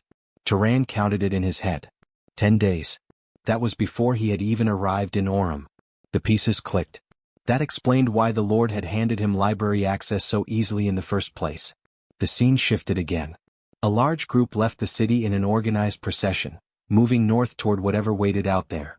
Among them, a comment cut through the march, an observation that the Lord was bold enough to send even a guest to hunt a monster. The voice belonged to Hisaril. She walked at the front with easy confidence, pushing the pace like she owned the road. The tone carried teasing, but there was a sharp edge behind it, like she was poking at something real. It turned into a pointed question about whether their side was truly that unreliable.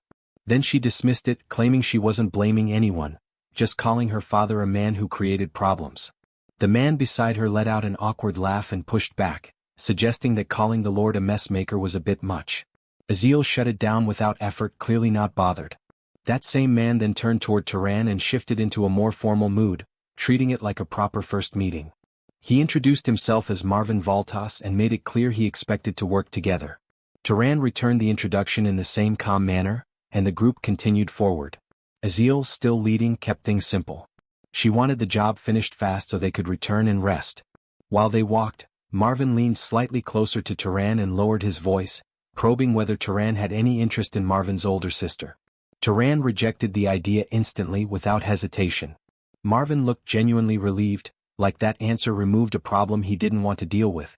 Then the men at the front threw up a signal for everyone to stop. Ahead of them lay wreckage, what looked like the remains of a destroyed carriage. Broken pieces were scattered across the path, torn apart in a way that didn't leave much doubt. The signs of violence were obvious. Whatever had hit it didn't do it gently. As they inspected the wreckage, one of them muttered a question about whether the creature was responsible. Another quickly settled on the likely answer. Since their side had blocked travel to the north, the victims had probably come from the south and walked straight into the attack. Turan stayed quiet and studied everything. He checked the scattered debris, the broken path, and the marks left in the dirt. His focus tightened as he read the damage like a message. Then he stated the conclusion with calm certainty. Was a monkey. Head snapped toward him. The word didn't match what they expected. Azil repeated it with open doubt, as if testing whether he was serious. Turan lowered himself and pointed to a large print pressed into the ground. It wasn't a claw mark. It was a palm. The kind of imprint that explained the strength behind the smashed carriage. The creature had hit the merchants and slipped back into the forest afterward. If they found the trail and chased it, they could reach it. Azil's face tightened. Chasing it meant tracking magic, and she barely had enough control to do something like that. She pushed the question to Marvin. He admitted he couldn't either. Someone mentioned a knight who could handle it, but before the thought finished, Turan stepped forward and took it on himself. Azil watched him with sharper interest, probing whether he came from a specific bloodline known for that kind of skill. Turan didn't make a big deal out of it. He simply made it clear he used this method often and had practice. He started immediately. The moment he focused, his senses shifted. He drew in a deep breath, and the air gave him what his eyes couldn't. Faint traces of the monster's presence began to separate from everything else, as if invisible lines were rising into view. He followed them for a short distance, then stopped and pointed hard to one side. The trail went that way. The group moved with him until the trees opened near a riverbank. Turan halted and scanned the ground and the waterline. The scent ended here. The creature had washed itself. Azil frowned, refusing to accept it. A monster using water to erase a trail sounded too clever. Turan didn't argue in circles. Maybe it did it on purpose. Maybe it washed itself simply because it wanted to. Either way, the result was the same. Then the scent hit again, stronger, closer, sudden. Turan's eyes widened just a little as the danger snapped into place. He turned fast and warned them it was behind them. Everyone spun around. A massive monkey-like monster stood there, bigger than expected, built like a moving wall of muscle. It roared again and again, shaking the air with its voice. In its huge hands sat several heavy stones, already lifted and ready to launch. Knights and soldiers shouted in alarm, trying to form up, trying to react. They didn't get the chance. The monster attacked first, and the moment it moved, everything broke into chaos. Stones crashed down like falling chunks of a cliff. Soldiers were hit brutally, some blasted off their feet, others crushed where they stood.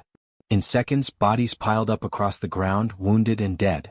Turan barely escaped a direct hit, twisting away at the last possible instant. When he stabilized, his eyes caught the lifeless remains scattered across the dirt, the scene turning ugly fast. Gisela barely held on, forcing herself behind the bodies of two fallen soldiers, using them as cover. From that position she screamed for them to attack. Inside Turan's head, one thought cut through with bitter clarity. His mother had been wrong. The remaining soldiers tried to push forward anyway, desperate to strike back. But the monster shifted, turning as if it intended to run. Turan didn't let it. In one smooth motion he drew his weapon. No hesitation. No wasted movement. He released a single strike. The force behind it was not normal. Blue energy exploded outward like a focused beam, cutting through the air with brutal speed and perfect aim. The pressure of it froze everyone who saw it. One blow was enough. The massive creature was erased, destroyed completely as if its size had never mattered at all. Silence dropped over the riverbank. The survivors stood there in disbelief, their eyes slowly drifting toward the source of that finishing strike. Turan walked forward without hurry, weapon still in hand. He spun it lightly as leftover energy rolled off his body. A faint blue aura continued to flow around him, calm and cold, sealing the fight with a single final decision. The gorilla monster fell with just one hit. The brothers are stunned by what happened. The mage quickly took the chance to finish the monster. With an immense fire coming out of her hand, as if she were the very incarnation of a dragon. With just this blow the monster is obliterated, forming a huge explosion. So that's the bloodline ability of House Voltas pyromaniacs. The warriors around can finally breathe in peace. After all, in fights against monsters they are weak. The mage goes to speak with the protagonist. She got chills for a second while the rock was coming at us. Then the brother jokes about the situation, asking if the little sister got scared. Shut up. He's the one who screamed like a little girl. When did he ever do that? Meanwhile, the warriors are checking who is injured. Some of them have broken arms. Quit whining. There's someone whose whole arm got blown off. Anyone got spare bandages? This guy's head keeps bleeding, what do we do? Maybe try applying this medicine on. Our protagonist has the first vision of what the battlefield is like. What a mess. I guess we're lucky there are no casualties. Yes, it was a surprise attack by a monster, but this was a fight where we could have avoided even serious injuries. The scene of the mages holding bodies to protect themselves still echoes in the protagonist's mind. Considering their bodies get stronger based on their mana, they should be several times tougher than the knights. And yet they didn't hesitate to use people weaker than them as shields. The older brother noticed the protagonist's gaze and asked if something was wrong. No, it was nothing. The sister draws the protagonist's attention. After all, the most important part of this whole battle is absorbing the monster's mana. The three gather close to the monster and raise their hands. Turan begins the process of absorbing the monster. Just like the book said, even if multiple people absorb it at once, the degree of enhancement doesn't seem to get reduced. During this process, something curious happens. The girl stopped because she reached the maximum she could absorb. This crappy growth limit of mine. The brother also reached his limit. Meanwhile, Turan continued the absorption process naturally. Now the girl understood why her father sent Turan with them. That level of spell proficiency and a mana capacity that rivals her. To think he's a noble who hasn't even reached his growth limit yet. By the end of the afternoon, everyone returns to the capital. Come to think of it, if it weren't for Turan, we would have never defeated it. From the tracking ability, to landing the hit that knocked the monster down. It was his attack that did it. Please, it wasn't anything spectacular. If anything, he regrets noticing it too late and letting it get the first strike. He didn't think it would have a search ability as well. Wow, it had a search ability? Yes. It seems like different abilities awaken depending on the monster's external traits. The monkey we killed had big hands and big eyes, but it looked nothing like its original form. It probably awakened an ability to throw things with great force, and the ability to see far away or to see through the forest. The brother is surprised by that explanation. He can't believe Turan figured out all that in such a short time. Actually, he looked through a monster encyclopedia at the library earlier. The library? That stuffy place. No one goes there. She went in once a long time ago because she was curious, but it was filled with difficult books, so she left without even reading half a volume. Next time you get the chance, ask the librarian if there are any easy books. The girl seems surprised by this information from the protagonist. The librarian? Yes. The person who manages the library. Was there even someone like that in the library? And with that information, the protagonist was also left confused. Welcome back, Turan. He was careless. No knight or commoner would ever call a noble by their name. In this city, the way you address a noble is only using esteemed one. And besides, the way that she looks doesn't exactly scream librarian. How do you know his name? The librarian noticed the intent behind the question. With a simple smile, she questioned it. Only now did he notice. As he thought. She learned it from his permit. As long as it's around this library, her gaze reaches anywhere. How should he address her, then? She doesn't have a name, so call me whatever he wants. How about something cute like my love? In that case, he will use librarian. He's so stiff. After using me for days, calling me to do this and that. She is talking as if the protagonist were a pervert, ha. He never did that. And don't come so close. It's a bit burdensome. Is she a wizard from the old empire? No. She wasn't a person to begin with. She's kind of a spirit. But it suits her, right? When a soul inhabits something living, it becomes a living spirit. When it inhabits something neither alive nor dead, it's a spirit. In other words, the library itself is her. This form is just for comfortable communication. Basically, it's the user's preference. Though your preferences are kind of. Don't make stuff up. But it's true that she's like a reflection in water. Then, curious, the protagonist begins to look more carefully at the spirit. And indelicately, he places his hand on her chest. Was there no better place to check? Where are you touching? Feels weird. He apologizes. You have no idea how annoying it is. That she can't directly exert power on an intruder. If she could, the librarian would have punished every last bastard who carelessly took books out of the library. It seems House Voltas doesn't know you exist. No, maybe it's everyone who's ever used this library. That's because until now, there was no one with the qualifications to perceive her. Her creator made it so only those whose type is complete beyond a certain level could see her. So only him can see me, she thinks. Pretty romantic, isn't it? What does she mean by type? It's what a wizards call bloodline. Could she tell him about his bloodline? He should ask his parents about that. Unfortunately, he is an orphan. Then she can check it for him. All she needs is your consent to examine your body. While saying this, she licks her lips as if she had just found meat and she were a carnivore. Examine his body? What do you mean? She makes an expression as if she were a ghost. Is this really how it's done? Suddenly, she puts her hand inside the protagonist's chest, leaving him startled. Wow, we're connected. Don't say weird things. It doesn't hurt though. There are a few small bits, but the big chunks are the pursuer and hunter bloodlines. Was that a trait of House Sahar? Yes. But something strange happens. She begins to feel more. It was mixed. What's mixed? It means he's the result of two people with different bloodlines. Then what's the other one? She doesn't know either. It's still locked. A locked bloodline isn't that rare in bloodline combinations. As he grows stronger, it will open naturally. He got it? But a concern comes to his mind after this revelation. Mother, she was far too polite and educated to be a commoner. Maybe she was a descendant of some noble. A bloodline so diluted it couldn't even hold night-level mana. All right. He understands more or less, thank you. If he's grateful, stay one more month.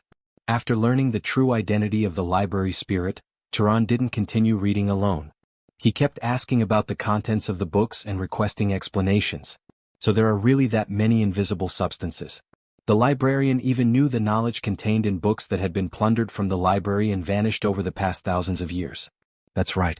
If he makes water float in the air, shapes it like this, and then looks through it, he will be able to see it directly. Having the laws of nature taught to him in plain words was a treasure beyond measure.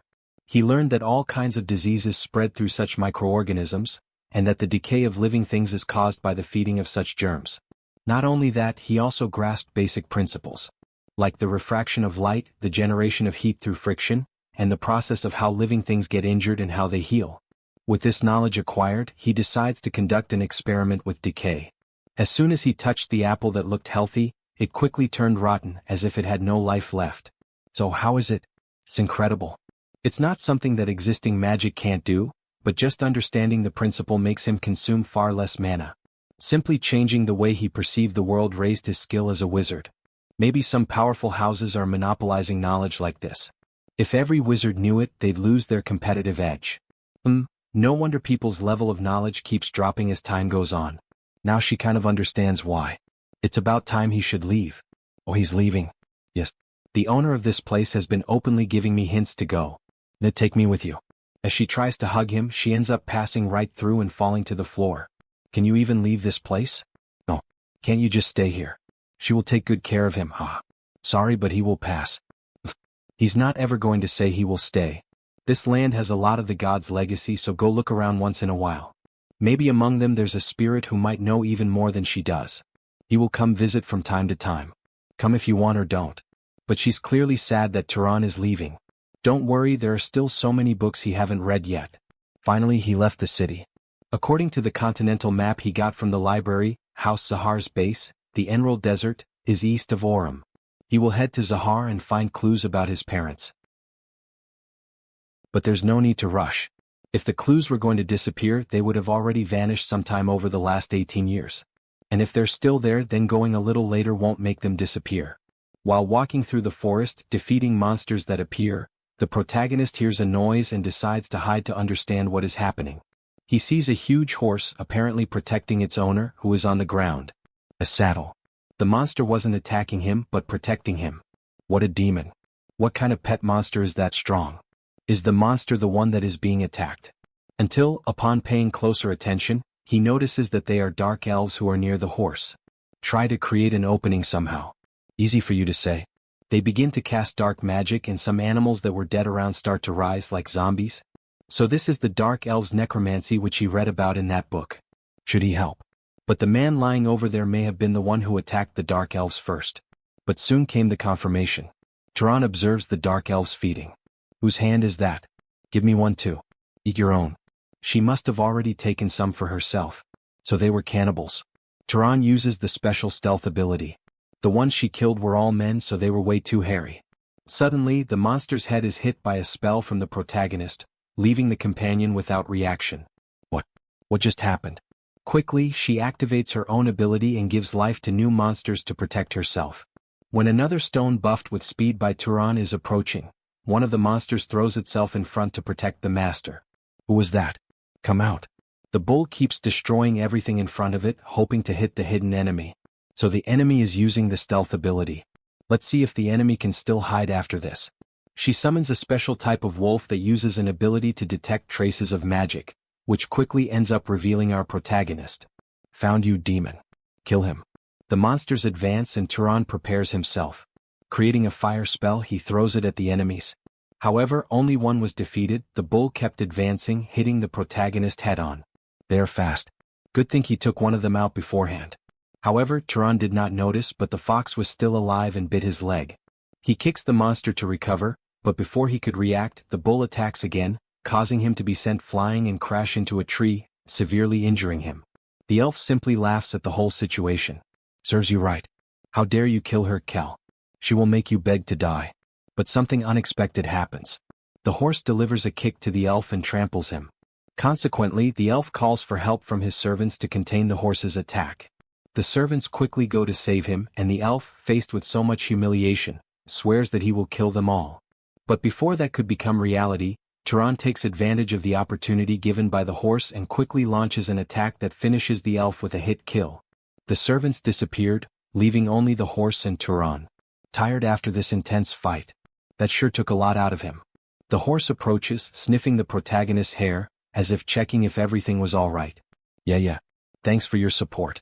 Finally, the unknown man opened his eyes. It was already night, with the moonlight shining brightly. Well, what happened? He sees our protagonist in front of a campfire. Oh, he's awake finally. Were you? He saw you being attacked by dark elves, so he saved him. Oh, thanks. The horse approaches its master, Tilly is safe as well. That is a good horse. Not only did it understand that it had to protect its master, but even that it needed to move to a safer place. Thank you for saving me. He is Azai's of House Berg. I am Turan. May I ask if there was any particular reason he came into conflict with the dark elves? A reason? No, there wasn't. He was simply on a pilgrimage with his retainers. When they suddenly ambushed them without provocation.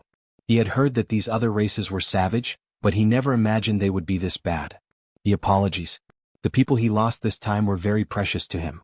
Were they your family? They were the knights and servants who came on this pilgrimage with him. They practically raised him since he was little. I see. He's a good person. Do you happen to know how many dark elves attacked you? He killed 2 of them. That should be all of them. Turan uses the search ability as if it were a radar across the entire forest. There are definitely no more dark elves nearby. Turan, do you happen to have urgent business right now? He's also in the middle of a pilgrimage himself. To think he's on a pilgrimage despite having that much power, could he be the child of some great house?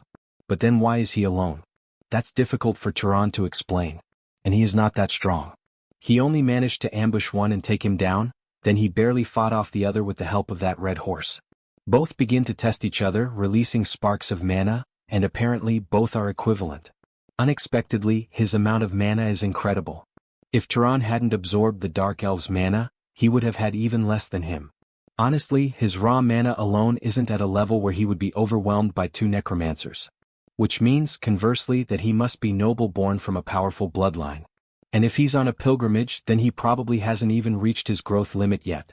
Why would someone like that be traveling alone? So many questions. If you do not have a fixed destination, would it be all right for him to invite you to House Berg? He will repay you for saving his life and escorting him safely back to his house. When you say repay, what do you mean? They of Berg are enchanters, vassals of Ereban, the great house to the north, and a bloodline that has crafted magic tools for generations. Turan, he will make the finest magic tool worthy of you. Sometime later, they went deeper into the forest and buried Aziz's subordinates, the ones who had been killed by the Dark Elves. Aziz let out a low breath and looked over the scene, feeling that everything was finally nearing its end. There was some relief in him, but that feeling did not last alone. A heavier thought followed right behind it. If it were possible, he would have sent every one of them back to their hometowns, yet he already knew that would not be easy. He then turned to Turan and thanked him. Turan looked at him with slight confusion, not understanding the reason. Aziz paused before revealing it. Turan had not laughed at him. He was a noble, yet he had cried over the deaths of the men who had followed him, and he had always been made to feel that such a thing was shameful. That led Turan to wonder why he would see it that way. Aziz quietly revealed that it was what his father had taught him. He had grown up hearing that those who died in a just battle would live in the heavenly palace among the gods. Because of that, he had been taught that grieving for them was weakness, and that a true noble was supposed to keep moving forward, standing on top of that sacrifice. Even so, he could not accept that idea completely. If refusing to grieve for the death of family was what strength meant, then he felt he would never be able to become truly strong. Turan listened without interrupting. Then a gentle smile appeared on his face, and he told Aziz in his own way that this was not weakness at all. It was kindness. Aziz was caught off guard by that answer, but soon tried to ease the atmosphere. Since they would be traveling together from now on, he suggested they speak more casually. Their age gap was not even that wide. Turan gave a small nod and accepted that easily.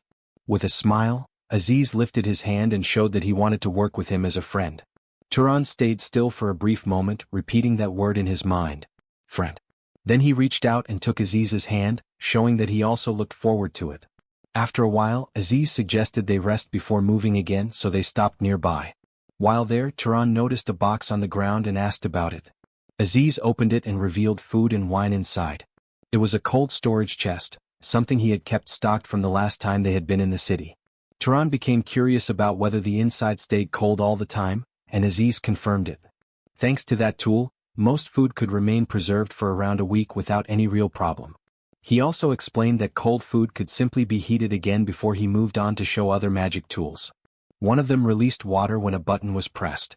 Another could create a shelter using gathered wood. A third was made to sound an alarm whenever someone came close. Then Aziz suddenly brightened and pointed at the clothes he was wearing, proudly explaining that even those were a magic tool, one with a self-cleaning function. Turan could not ignore how impressive that was. Magic tools were not common things, and he openly showed that he found them remarkable. In his eyes, even a single set of clothing like that would already be enough to count as a reward for saving a life. But Aziz only smiled at that thought and made it clear that Turan's life was worth far more. Once they returned to the main house, he intended to repay him with much better things. And if the house refused to allow it, then he would simply make them himself. He shifted the topic, pointing out that during their time traveling together, he had witnessed so many forms of Turan's magic that he could no longer keep track. In his mind, he ran through them one by one: control over animals, freezing, levitation, manipulation of liquids, enhancement, light creation, restraint, instant death, changes to the terrain, and even lightning strikes. That led him to wonder how such a thing was possible. He questioned whether Turan had spent his entire life training in magic or if he possessed some kind of bloodline ability that allowed him to master any type of magic he desired. Turan's eyes narrowed slightly as he kept his thoughts to himself, simply acknowledging internally that he could do it. Instead of answering directly, he reminded Aziz of their agreement not to dig into each other's family matters. Aziz quickly brushed it off with a laugh, treating it like a joke and claiming that such a bloodline ability likely did not even exist. He then shifted again, asking about Turan's age. Judging by his appearance, he did not seem older than 30, though Aziz briefly wondered if he might have lived much longer. Turan revealed that his birthday was about a month away and that he would be turning 18 that year. That answer hit Aziz hard. He could not hide his shock. He then revealed his own age, saying he would be turning 43, but soon laughed it off, dismissing the 25-year gap as something meaningless between them. Crossing his arms, Aziz reflected that it made sense now. Someone with that level of magical power being able to take down 2 wraith sorcerers was no coincidence. Still, he had not expected that there would be 2 individuals in the world with that level of talent. That caught Turan's attention, making him question what he meant by 2. Aziz explained that the other person was someone close to him, someone with an extraordinary bloodline. That other genius was his cousin. Turan immediately considered the possibility of having that person craft magic tools for him, but Aziz shut the idea down. She belonged to the main house. That made Turan curious about what the main house actually meant. Aziz explained that she was a princess of Arabian, someone who could even rise to become the head of a great house in the future. As they continued walking, Aziz went on to explain how things worked. Unlike ordinary wizard families, great houses did not simply pass leadership down to their direct children. Within a great house, there were dozens of relatives of the same generation, and it was common for someone among them to surpass the head's own offspring in strength. Even so, among the head's children, Mesa stood above the rest. From the moment her magic awakened, she had mastered a wide range of combat magic in just 10 years. That detail surprised Turan. Aziz added that because of this she had gained the full backing of her house. At only 21 years old, she had already reached a level close to the core members. Turan considered that level of power at such a young age and then brought up the matter of a funeral. Aziz confirmed it. When their eldest granduncle passed away, his magic power had been absorbed by Mesa, though the rest of the family had received smaller portions as well. That made it clear to Turan why the great houses were able to maintain their dominance for so long. Aziz then pointed ahead, signaling that their destination was near. Turan lifted his gaze as Aziz explained that they had reached the Deccan Plains, the central region of Arabian. Not long after they arrived at Zavalin, the territory belonging to House Berg. As they stepped into the mansion grounds, a woman rushed out toward them, immediately demanding to know what had happened. Aziz rushed forward, calling out to his mother as he wrapped his arms around her and broke into tears. Turan stood nearby, watching in silence, noting to himself that Aziz was already 43, yet still reacted like this. A bearded man stepped in and reminded Aziz to keep his composure, telling him to show some dignity and at least address her properly as his mother. Aziz quickly pulled himself together and apologized. He then introduced Turan as a friend from the south, someone who had risked his life to save him. Without that help he would not have made it back alive. His mother listened, confused, pointing out that the pilgrimage route was never meant to be that dangerous. She demanded to know what had happened. Aziz revealed the truth. They had been attacked by dark elf wraith sorcerers. Her expression hardened instantly, anger rising as she cursed them and declared she would personally lead an army to wipe them out. The bearded man addressed her as the head of the house and urged her to calm down, reminding her that others were watching. He then turned his attention to Turan and asked which house he belonged to. Turan admitted that he could not answer that. The man pressed further, but Turan explained that he truly did not know. He had been born to a commoner mother and had no knowledge of his father. Aziz reacted with shock, questioning why this had never been mentioned before, but Turan dismissed it as something not worth bringing up. The head of House Berg studied him for a moment. Despite his unknown origin, she acknowledged that he had saved her son and declared that he would be properly rewarded. However, she made it clear that accommodating him inside the house would be difficult. Instead, she would arrange for him to stay at the finest inn in the city. That decision frustrated Aziz, who questioned why they could not simply host him at home. She explained that under normal circumstances it would not be a problem, but they currently had an important guest staying with them. Bringing in a stranger of unknown background would not be appropriate, and she expected him to understand. At that moment, another voice cut in saying there was no need to worry. Anyone who had saved Aziz would not suddenly turn around and attempt an assassination. A woman dressed in black stepped into view. Aziz immediately recognized her as Mesa and questioned why she had suddenly appeared there. Turan observed her closely. As the Princess of Arabian, she carried a strange presence, one that made her seem almost lifeless in her current state. Mesa explained that she had come to hide. There had been an assassination attempt, carried out by Zahar's forces. Aziz was stunned. An attack inside the main house itself should have been nearly impossible. Given how heavily guarded it was, the idea of an insider became unavoidable. Mesa confirmed that suspicion. The main house was not made up of only loyal individuals. There were always those with questionable intentions. Without lingering any further, she stated that she was tired and withdrew, leaving the others behind. After that, Aziz's mother called for a maid named Ina and instructed her to guide Turan to the second-best guest room in the house. The following day, Turan opened his eyes inside a grand guest chamber. After resting, he stepped into the hallway, where he crossed paths with Aziz once again. Aziz noticed that Turan was up early as usual, and wondered what he was doing alone. Turan gestured toward a magic lantern fixed on the wall, finding it interesting. Aziz casually mentioned that he created those from time to time for practice and offered one to him. But after hearing that, Turan showed little interest and dismissed the offer. Without warning, a massive flash of lightning roared past the windows, lighting up the entire hall. Turan turned toward it, confused, while Aziz calmly explained that it was Mesa training. He noted that she was always that diligent. Turan questioned whether that was the magic tied to Arabian bloodlines, and Aziz confirmed it. It was the Storm bloodline. He admitted he had never resented his own, but there was a hint of envy in him. Watching her made it feel as if she was turning into something beyond human, almost like a god. That sparked Turan's curiosity. He began to wonder just how powerful the next leader of Arabian would be. Aziz picked up on that interest and suggested going to see for themselves. Turan hesitated. He was curious, but as an outsider with an unclear background, approaching her did not seem like a good idea. Aziz dismissed the concern. He pointed out that Turan was not an assassin and insisted he could vouch for him. Deep down he admitted he also wanted to see something for himself. He wanted to know who was stronger between Turan and Mesa. Turan quickly realized that was the real reason behind the suggestion. Aziz laughed it off and admitted the truth. He had been holding on to a grudge for years and wanted to see Mesa struggle, even just once. The two of them headed toward the training grounds where Mesa stood alone. Aziz called out to her. She turned, her gaze immediately falling on Turan. She questioned who he was and Turan introduced himself. The name sounded familiar to her. She recalled hearing it the previous night and questioned why they had come. Aziz explained that they had seen her practicing and thought about joining in just like before. But Mesa brought up what had happened the last time. Back then, Aziz had stormed off in frustration after she learned something in 2 attempts that had taken him an entire week. That memory made Turan laugh without thinking. Aziz shot him a look and Turan quickly backed off, apologizing for the reaction. Aziz then questioned if Turan was mocking him as well before turning back to Mesa. He declared that Turan possessed unmatched magical talent and proposed a duel between them. Mesa repeated the idea of a duel, her eyes locking onto Turan. A faint blue glow spread through her gaze as her mana began to rise.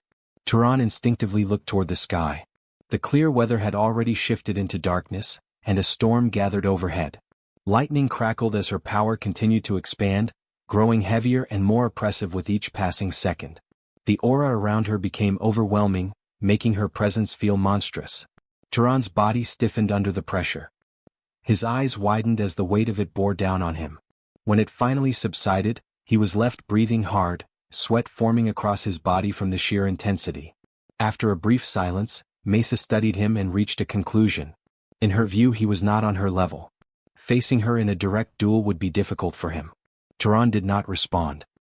He simply kept his gaze fixed on her, focused and unshaken. Aziz stepped forward with a grin, interrupting the tension. In terms of raw magical power, he admitted Turan would not be able to compete with her.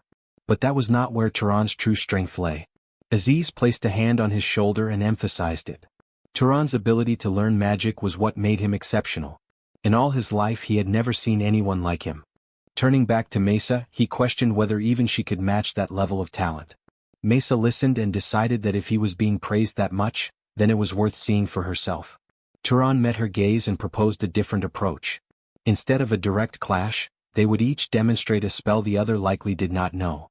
Whoever managed to perform it faster would be the winner. Aziz immediately supported the idea and looked to Mesa for her answer. She accepted but added one condition. Since Turan did not even know the magic tied to his own bloodline, using her innate abilities would make things unfair. So she chose to exclude them from the duel. With that decided, she stepped forward onto the training ground to begin. Mesa lightly tapped the stone floor with her foot. At that point of contact, a small sprout broke through the surface. Turan and Aziz watched closely as the tiny plant rapidly expanded. In seconds, it grew into massive vines that spread across the entire courtyard, twisting and coiling in every direction. Before Aziz could react, the vines wrapped around him and lifted him high into the air. He ended up hanging upside down, completely caught. Mesa then turned her attention back to Turan, identifying the spell as plant creation and manipulation magic, and challenged whether he could do the same. Aziz screamed while hanging upside down, begging to be released as dizziness overtook him, but she ignored it completely and kept him there, finding amusement in the situation. Turan, however, focused on the vines. His thoughts moved through the principles of magic. Fire creation was simply the manifestation of burning, while water creation was the extraction of unseen moisture from the air. He crouched and placed his hand against the solid stone floor. In his mind, the answer became clear. These vines were no different. The spell was not about creating something from nothing. It was about forcing seeds already buried in the ground to grow at an unnatural speed. It was not creation. It was growth. With that understanding, he directed the seed to grow. A surge of blue mana pulsed outward. In an instant, several blue vines burst from the ground and coiled tightly around him. Mesa's expression shifted into shock as the plants obeyed him perfectly. Aziz was just as stunned. She quickly realized what had happened. By understanding the principle and commanding the plant to grow, Turan had grasped the true nature of the magic on his own. She questioned whether he had seen the spell before, but Turan made it clear that this was his first time encountering it. Mesa let out a quiet scoff, admitting that, for once, Aziz's praise had not been exaggerated. She then released her magic and Aziz dropped straight to the ground, groaning as he hit. Without hesitation, she shifted the focus back to Turan, telling him it was now his turn to present a challenge. Turan thought carefully. Using the magic tied to Zahar's bloodline in this place would be reckless. Then something came to mind. He extended his hand toward the tall grass nearby. A small rat emerged and ran straight toward him. Mesa watched with doubt, questioning if this was nothing more than simple animal control. Turan caught the rat and held it firmly. In his view, this was only the starting point. The creature itself was merely an ingredient for what he intended to do. Mana surged. Blue energy wrapped around the struggling animal as its life force began to drain. Its body shriveled rapidly, collapsing into a dry husk within his grasp. He then presented the result, making it clear that his demonstration was complete. Mesa observed the outcome with a serious expression before stepping forward to take her turn. With a simple motion, she summoned another rat. She grabbed it and attempted to replicate the same process, but nothing happened. She closed her eyes, focusing. This was not ordinary magic. The method behind it was unclear, and that gap in understanding slowed her down. Aziz watched and questioned why Turan had chosen such an unsettling spell. Turan admitted it was simply the first thing that came to mind. At the same time, he wondered if even a great house like Arabian lacked full understanding of this principle. Aziz began to assume it was not working and suggested ending it there, giving Turan the victory. But Mesa refused to accept that. Her mind moved through the structure of magic. Causality was a complex factor. If the intended effect followed natural logic, the spell became more efficient. If the user understood the cause clearly and had enough mana, success was guaranteed. Among all factors, the ability to recognize the cause was critical, affecting both efficiency and success. She needed more time. Without full understanding, the only option was to compensate. By pouring in a large amount of mana, inefficiency could be overcome through sheer volume. She forced the command. The rat in her hand let out a sharp cry as its body began to rot while still alive. Its form quickly withered, turning into a dried husk identical to the one Turan had created. Aziz immediately noticed that it had worked. Mesa let out a breath, her voice tired, acknowledging that she had succeeded. But the moment after, her body faltered. A wave of exhaustion struck, her vision blurred, and she collapsed. Aziz panicked, shouting as he rushed toward her. Both of them knelt beside her unconscious body. Turan analyzed the situation. At first, he considered that she might have overused her mana, but that alone would not usually cause someone to faint. Normally, it would only lead to extreme fatigue. His attention shifted to her hand, and the real issue became clear. Her body lacked proper nutrients. Without hesitation, he lifted her into his arms and questioned whether there was anyone nearby with a healing-type bloodline. Aziz admitted there was no one like that around. Turan immediately gave instructions. Water and salt needed to be brought to her room along with the adults. As he carried her, he noticed how light she felt in his arms, so light that for a moment she felt less like a person and more like something fragile, like a lamb. Even the mana she had been using just to keep her body standing had already been drained. What remained was a body that should not have been able to move at all. After some time, Mesa slowly opened her eyes. Aziz's mother, her aunt, rushed into the room in panic, calling out to her and checking if she was conscious. Mesa looked at her, confused, not understanding why she was there. The woman quickly explained. Aziz had told her everything. Mesa had suddenly collapsed while training magic with their guest. The memory returned to her. Her aunt pressed further, asking if it was true, and whether that man had done anything to her. Mesa denied it immediately. There was no fault on his side. It had been nothing more than a mistake on her part, something small that had spiraled out of control. The pain in her head grew worse. She asked everyone to leave, unable to endure the throbbing any longer. Her aunt lingered for a moment. She mentioned that she had prepared some soup and placed the bowl beside the bed. She reminded Mesa that skipping meals for the sake of magic was not sustainable. Her health mattered too. Even if it was just a little, she needed to eat. Only after saying that did she finally leave the room. Mesa watched her go. A quiet sense of gratitude slipped through her, barely audible. Then her attention shifted to the bowl. She picked it up and took a spoonful of the warm soup. But the moment it touched her, a memory surged back. Her mother and her sister under attack. Their voices, filled with desperation, calling out to her. They believed she could save them. The weight of that memory crushed down on her. Pain twisted through her body. The bowl slipped from her hands and shattered against the floor. She struggled to steady herself, trying to regain control. At the same time, Turan had been sent below, confined within the Berg family's basement. There he found himself inside the temple of the limping goddess. A massive winged statue stood before him, illuminated by a dim golden glow that filled the underground space. A guard dressed in black stepped forward, drawing his sword. He made it clear that both the walls and the doors of this place were flawless, without even the smallest crack. They were built like muscle, hardened over hundreds of years. Breaking through was not an option. The man identified himself as Harem Berg. Turan showed no resistance. He understood and made it clear that he had no intention of trying anything. Harem stepped closer, emphasizing just how solid the structure was. Turan acknowledged it, but Harem pushed further, reinforcing that it was more than just solid. For a moment, it felt like the man was boasting. Then, without warning, Harem swung his long sword in a sharp, precise motion. Turan's eyes followed every detail. Curiosity rose, leading him to question what the man was doing.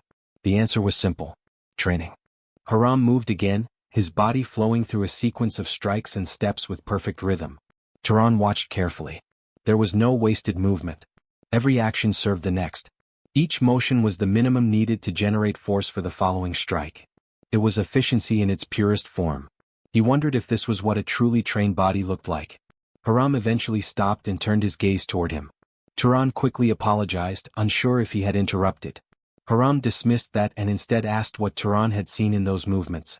He stepped closer, closing the distance until their faces were nearly aligned, waiting for an answer. Turan gave it honestly. It had been impressive. Harem stepped back and explained his view. Most nobles dismissed martial skill because magic allowed them to attack from a distance. Their bodies were weak and their minds failed to command them properly. Instead, they relied on easy methods. Turan acknowledged the logic behind it. Unless someone possessed a bloodline built for physical combat, focusing on magic was the more efficient path.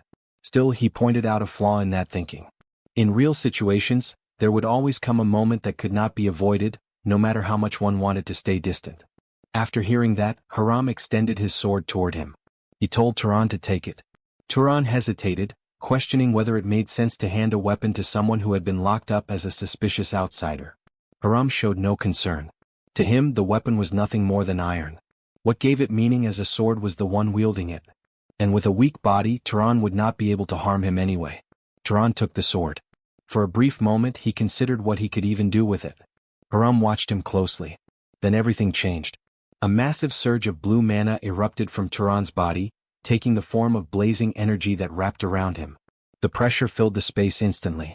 With the sword in his hand, Turan stood firm, his gaze locked directly onto Harem.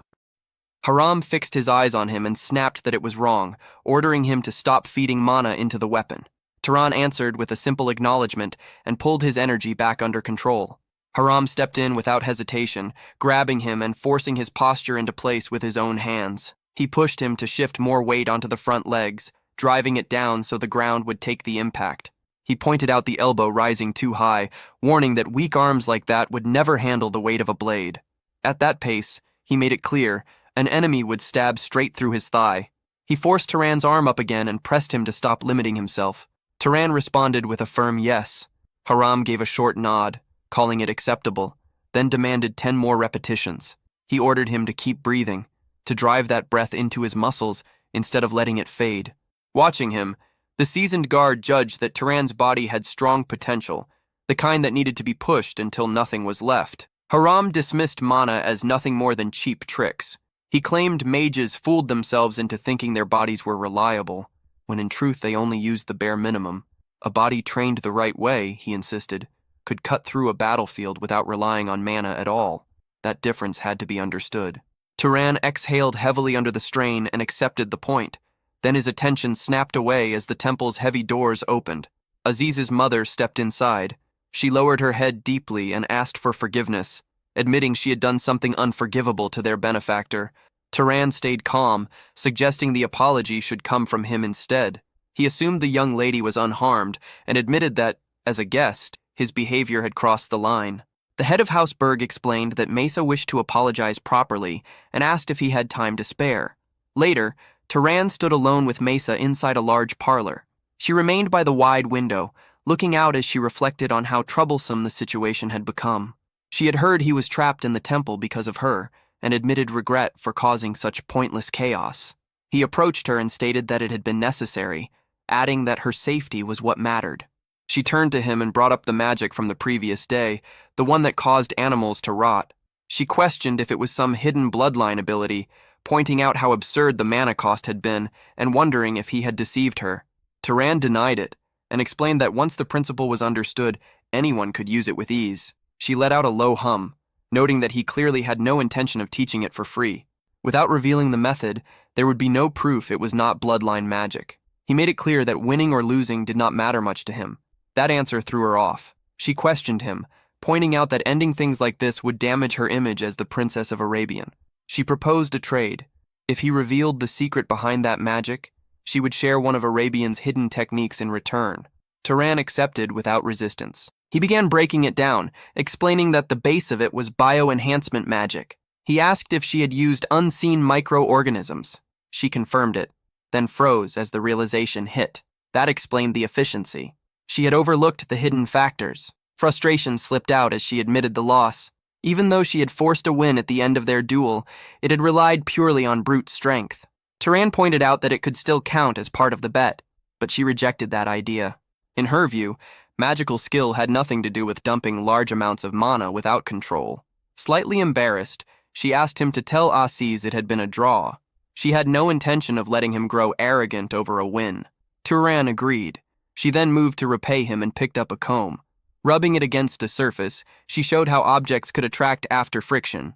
She turned to explain the reason with confidence, but he cut in and identified it immediately as static electricity. Her face went blank in shock. She questioned whether he already knew. He confirmed it. Under her breath, she admitted that this alone had been considered one of their deeper secret techniques. Realizing she needed something he did not already understand, she decided she would have to think further about how to repay him. She proposed that until she figured out proper compensation, they should train together. She quickly tried to cover it up, claiming it was only to settle her debt, not because she actually wanted his company. Turan answered with a faint smile and agreed, suggesting they start the next day and meet in the garden by evening. The scene shifted to a vast dining hall, the table packed with rich, carefully prepared food. Aziz's mother downplayed it, saying it was nothing special and urging him to eat as much as he wanted. Aziz stared at the spread, confused, asking why it had been prepared so extravagantly. He pointed out that even on his birthday, he had never seen something like this, adding that anyone would think the Lord of Arabian himself had come to visit. His mother shut him down immediately. Turan studied the table and recognized there was nothing ordinary about it. The head of the house turned back to him and brought up their earlier discussion. She asked if it was true her son had promised a powerful magic tool in exchange for his life. Turan confirmed it. She then asked if he had something specific in mind. He explained he wanted something focused on defense. Hurting others with magic was easy, but protecting oneself was far harder. If possible, it needed to guard against sudden attacks. She replied that she had crafted similar items before, so it would not be difficult. However, nothing suitable was ready right away. Aziz stepped in, asking if he could make it himself, but his mother cut him off, warning him not to drag Hausberg's name through the dirt. At that point, Aziz's brother Milo raised his hand and took the task. He mentioned he had just completed a request from the main house and now had time available. Their mother asked how he planned to approach it. Milo explained that for protection against surprise attacks, it had to be something Turan could carry at all times. He planned to embed mana into jewelry, rings, earrings, or necklaces, creating an effect that could draw out the defensive traits of a guardian bloodline. She accepted the idea and asked how long it would take. Milo answered with 1 month. Their mother remarked that while it was improper for a parent to boast, Milo was already a skilled wizard, not far below her level. Hearing this, Turan understood the weight of what was being offered. A full month of work from the head wizard of an enchanter house was far beyond what he expected. He spoke up, thanking them but questioning if it was too much. She turned that back on him, asking if he truly believed her son's life was worth so little. From her view, it was not excessive at all. Then she ordered him to remain as a guest in their home for the entire month. He was told to settle in and live comfortably. The next morning, Turan walked through the busy streets of Zavilan with Aziz. Aziz noted that his mother seemed to have taken a strong liking to him. He admitted that before going to sleep, he had spoken to her about Turan, his talent and his discipline, how he never slacked in training. At first, she had intended to look down on him as nothing more than a wandering noble with no backing, but that opinion had clearly changed. Turan observes that it sounds like she is trying to recruit him into their house. Aziz confirms this, explaining that she gives generously, puts people in debt, and then introduces a pretty young lady as a way to tempt them. He mentions several adults in the house joined that way. Turan notes, "This is troubling." Aziz tells him not to worry and says the magic tool is just something nice to buy favor. He assures Turan he will not be forced into marriage even if he wants the magic tool, claiming his mother is not so lacking in refinement. He then asks what Turan has for the rest of the day. Turan explains he promised to train with Lady Mesa in the evening and asks if there is anything the matter. Hearing evening, Aziz says there is still quite a bit of time until then. He pulls Turan toward a different area, telling him to patrol with him instead. He promises Zavalon may not be the capital, but there is plenty to enjoy. He jokes, asking if Turan was planning to hole up in a corner practicing magic on a day like this. Turan admits that he was. Aziz says life is too short not to enjoy it and drags him along. Aziz takes Turan to a casino with roulette tables and card games, but Turan refuses. Later, they visit a lively bar for drinks, and he still refuses. They wander through the market of the city. Suddenly, Turan stops and stares at the posters on a wall. His eyes widen in shock as he looks at the drawn face and thinks about corn. He asks himself if it could truly be that corn. After that, they go to see a drama where blades clash as they tell a story. It was the year 2195 when the warriors of Arabian ventured into that demon desert. There was a knight named Korn who defeated the enemy with God's help after a hard-fought battle. Turan and Aziz applaud at the end. Aziz asks Turan if it was worth watching, and he answers that it was very good. He remembers Korn saying he is merely an ordinary knight and thinks his humility is unmatched. He vows that someday when he meets Korn, he must ask if that story is really true. Early the next morning, Turan opens his eyes and sees Harem staring at him. Harem asks if his body rested well. Turan says yes, and asks what brings him there. Harem says he noticed yesterday that Turan's body is quite good. He declares it is time to toughen it, and commands Turan to follow him. Turan asks if they are going to train, and Harem says the body does not grow stronger by lying around, but only when it is being tempered. He asks if Turan does not want to do it. Turan agrees to go, thinking he will gain more that way than just playing. Aziz suddenly bursts into the room, shouting Turan's name and saying he heard there was a really fantastic performance today. He sees his uncle Harem Berg and is surprised. Harem looks at him and says they are heading to training. He tells Aziz that he must also temper that weak body of his and asks if he will come. Aziz backs away with a terrified expression and lies, saying he was just out and came back now, so he has not recovered yet. He runs away at full speed. Turan watches him go and wonders why he is acting like that. He soon finds out the reason as he is forced into a heavy weightlifting session. Harem looms over him as Turan struggles with massive plates. He tells him not to listen to his body's cries and demands one more. Turan groans in agony. Harem scolds him, saying that if he yields after barely this much pain, then his mind is being dominated by his body's weakness. He commands one last repetition as Turan's muscles tremble. Finally, Harem says that is enough and lets him stop. Turan collapses on the floor, gasping for air. Harem asks if it is tiring, and Turan gasps that it is. Harem says Turan is fortunate because, as a wizard, doing this once is enough. Turan wonders if it is different for someone who is not a wizard. Harem explains that an ordinary body weakens again over time, even after being tempered once, and needs constant trials to maintain it. However, wizards have mana maintaining their bodies in optimal condition, so once it is forged, it does not weaken. He smiles at Turan and declares he must be fully rested now. Turan looks at him in shock and tries to say he is still tired, but Harem's expression darkens as he says he knows Turan's body does not lie. He declares that Turan has rested enough, and now he will teach him weaponry and combat. Turan screams in exhaustion as the training intensifies. The following days at Hausberg are fulfilling. He wakes up early to train with Harem in a special space where the body becomes several times heavier than usual. One wrong step, and he would be pressed into the floor. In the evening, he returns to the mansion to continue magic training with Mesa. She shows him how to use finger friction to generate electricity as golden lightning crackles between her hands. Before he realizes it, 3 weeks pass. Turan attempts to fire a bolt of lightning at a target, but it misses. Mesa watches from behind and notes that he is struggling more than expected. Turan smiles and says it is because he is not from Arabian. She admits it is difficult for her to guide him as well, since she never trained lightning magic in that way. She wonders if it should not hit just by firing it, but Turan explains it is harder than it seems. Suddenly, someone calls out to Lady Mesa as a man approaches. The man looks at Turan and asks who he is. Mesa responds coldly, saying it is none of his concern, and asks why he is there. She reminds him that she told the main house not to approach her while she was recovering. He reports that the patriarch has summoned her. She asks the reason and tells him to answer quickly, warning him to be ready for punishment if it is trivial.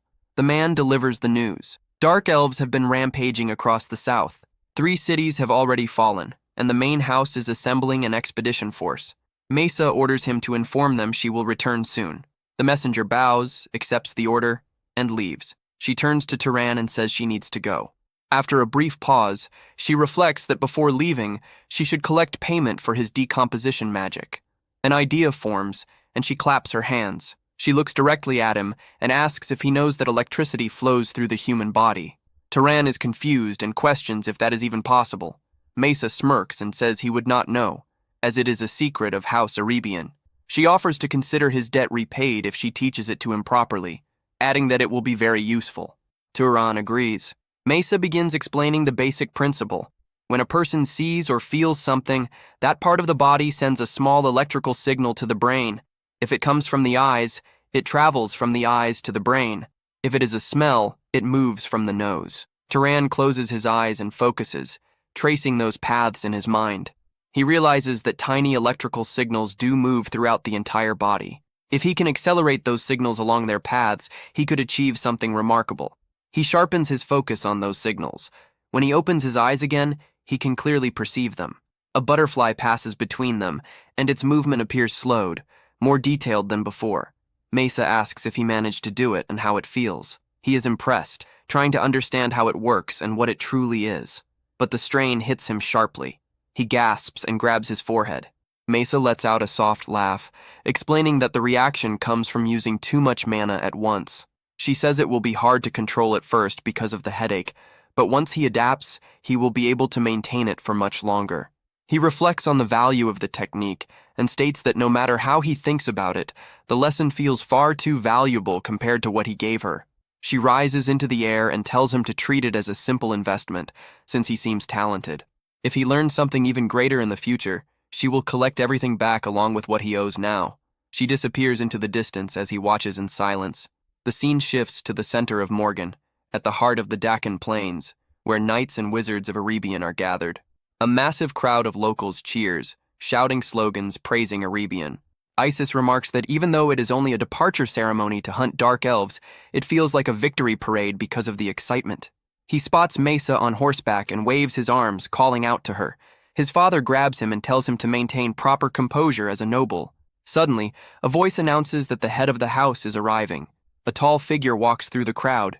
Turan looks at the man and recognizes him as the current head of House Arabian, known as Battle Arabian. He notes that the man does not look well, and asks Isis if he is always that pale, wondering if his health is failing.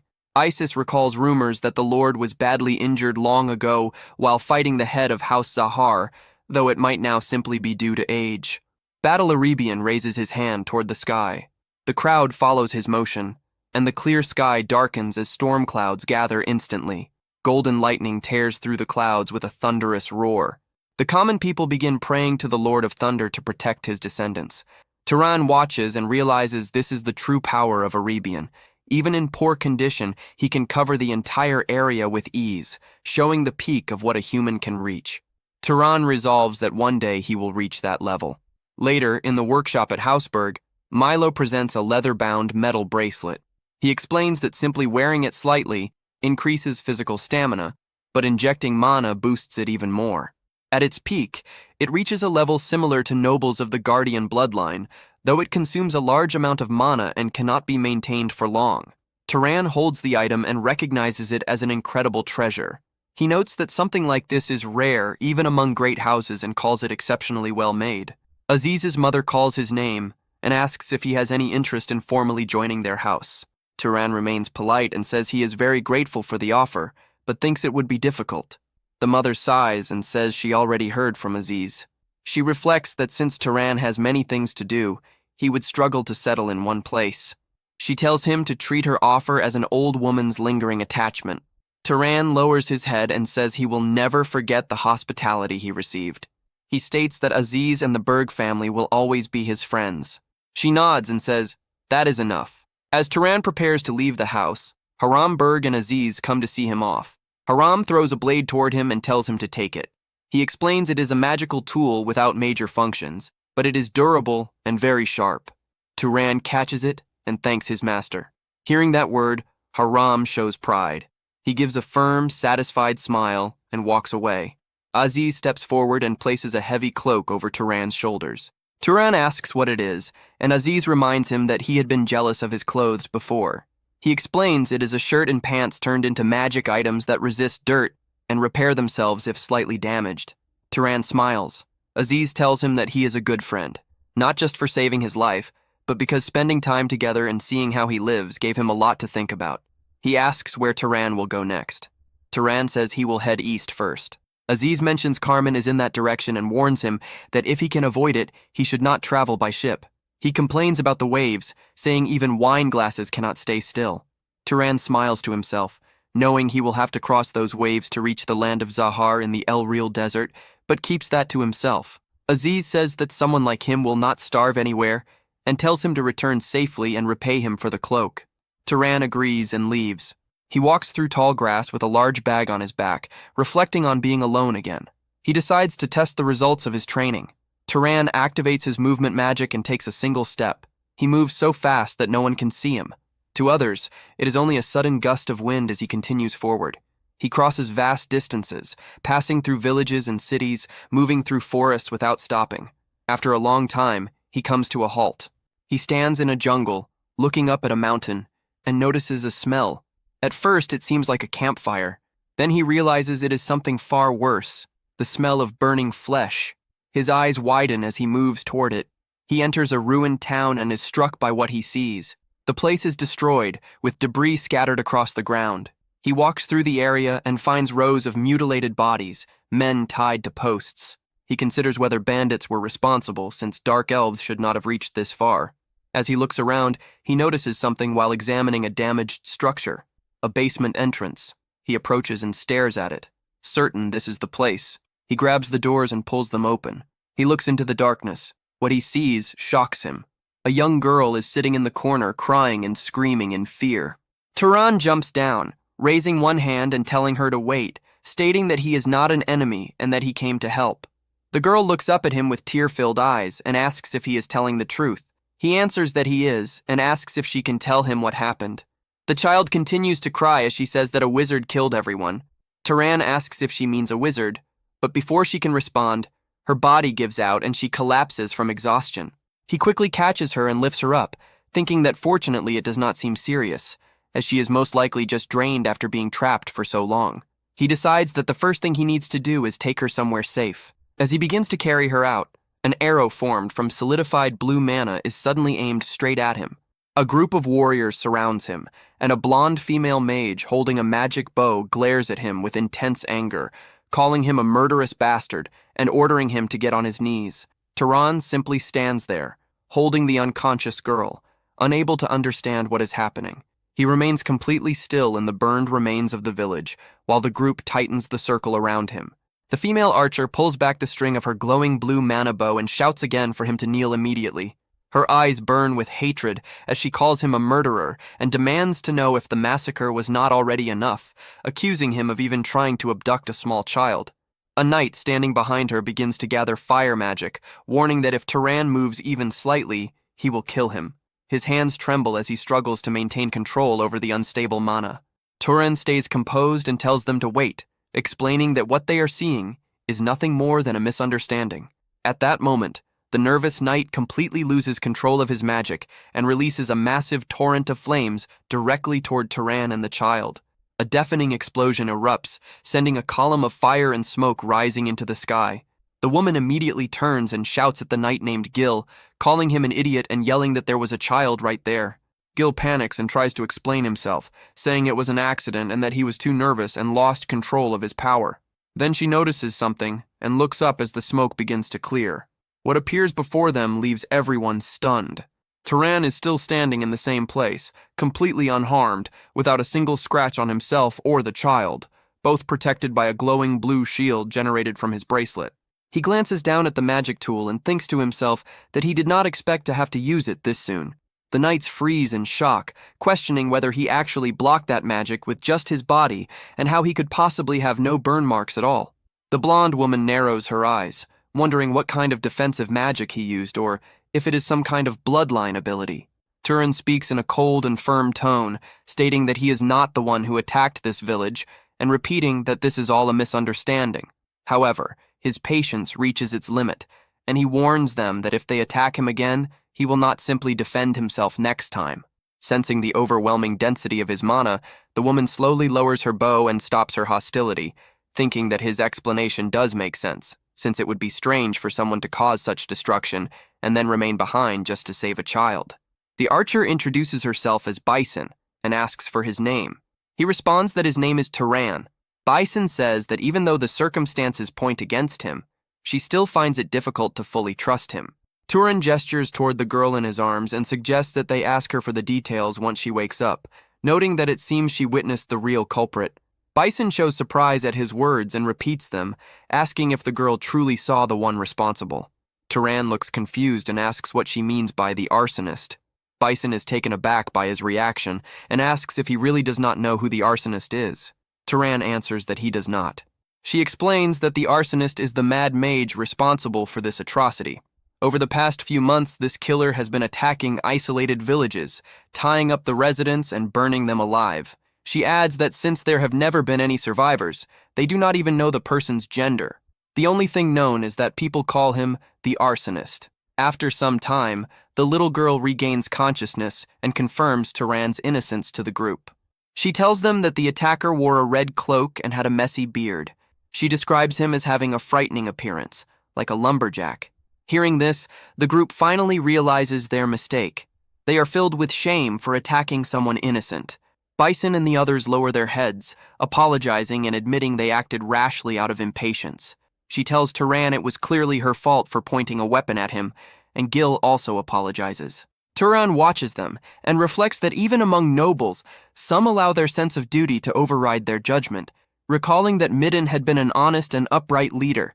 He looks at them and says that since their priority was the child's safety, that is what matters most, and he forgives them. He then asks if they originally came to capture the arsonist. Bison answers that they did. She explains that they arrived at the scene of a recent fire, and when they saw him, they believed they had finally found the culprit, though it clearly turned out otherwise. She states that now that they have a proper description, they will catch him soon, as they have a tracker with them. Turan becomes interested and asks for more details. Since they have a tracker, he asks if they are from the Zahar family and what they are doing in a place like this. Bison quickly raises her hand and denies it. She introduces herself fully as Bison Carmen, saying she is from the Carmen family and that the others are companions from their vassal families. She gestures toward a gray-haired teammate and explains that Asha is descended from a lineage that once mixed blood with a Zahar noble. Bison explains that Asha's bloodline manifested weakly, but it allows her to be skilled at tracking magic, even though she lacks talent for concealment. Within their family, it is referred to as a primitive bloodline. With the misunderstanding resolved, Bison makes a serious request. She asks if Turan would help them hunt down the arsonist. To make it worth his time, she offers him the full reward for capturing the mad mage and even promises to give him her share of the mana they would absorb. She explains that all she needs is the merit for completing the mission. Turan asks if she knows the arsonist's strength, considering that they have never actually seen him. Bison warns him that the man is certainly at the level of a noble mage. She points out that some of the villages he attacked were protected by multiple knights, yet all of them were killed. Turan narrows his eyes. The fact that this person slaughtered not only civilians, but also several knights leaves no doubt that he is powerful, likely a noble-level mage as she claims. He reflects that the weak demonic beasts he encountered along the road no longer help him grow stronger. He considers that this arsonist might be exactly the kind of opponent he needs at this point. He agrees to help. Bison is clearly relieved to hear it. Turan then says that before starting the hunt, they should first ensure the child's safety. The group travels to a nearby safe location. There, Turan hands the village elder a pouch of money, enough to support the girl until she reaches adulthood. The elder accepts it and assures him that he will take responsibility for raising her. To ensure the child's safety, Turan fixes a sharp gaze on the village elder and states that he will return in a few years to check, so the child must be cared for exactly as instructed. The elder flinches under the pressure and quickly assures him that he will take proper care of the girl. With that settled, the expedition begins. Turan and the others return to the ruined village. Asha, whose lineage traces back to a Zahar noble, closes her eyes and pushes her ability further. After a moment, she suddenly opens them, sensing something. She starts moving into the jungle, taking the lead and saying they still need to search more carefully. Turan asks which direction they should go, and Asha tells them to follow her as she traces the path through dense forest and uneven rocky ground. Along the way, they notice many trees have been destroyed. Eventually, Asha stops and examines the surroundings, searching for more clues while Bison and the others stay close behind. Turan asks how she is tracking him. Asha turns and explains that she first followed human footprints, and once they reached the main road, she began tracking the scent of ash. She reasons that if the killer has not changed clothes, he would still carry the residue from burning the village. Turan finds her method precise and understands why she failed to find him earlier, since she did not even know what she was looking for. Suddenly, Asha declares she found something and immediately runs ahead. Bison calls out to her, telling her to slow down, but Asha continues forward. After running for some time, they arrive near a small mountain. In front of them stands a large cave. Asha confirms that the arsonist is inside. Bison looks at Turan and addresses him respectfully, asking him to move to the front with her while instructing the rest of the group to stay behind. She casts a blue light spell, and the two of them enter the cave as the glow illuminates the walls. Bison asks Asha if the target is still inside and whether he is alone. Asha focuses ahead with glowing eyes and confirms that there is only one person. They continue deeper until they reach a wide stone chamber. There they see a man standing near several torches. He has a rough appearance, wearing a dirty red cloak. He looks at them and asks why they have come to such an isolated place. Turan asks Asha if this is the arsonist, and she confirms it, saying she senses a strange smell from him. Bison steps forward and raises an ice arrow, asking if he is the one responsible for kidnapping and burning the villagers. The man grins and says he does not know what she is talking about. Suddenly his expression shifts. He raises his hand, and a massive burst of flames erupts, filling the entire chamber. Asha and the other knights are thrown back by the blast, crying out in pain. Turan reacts instantly, raising his hands and activating his magic tool. He shields both himself and Bison from the flames. The arsonist shows surprise at his resistance.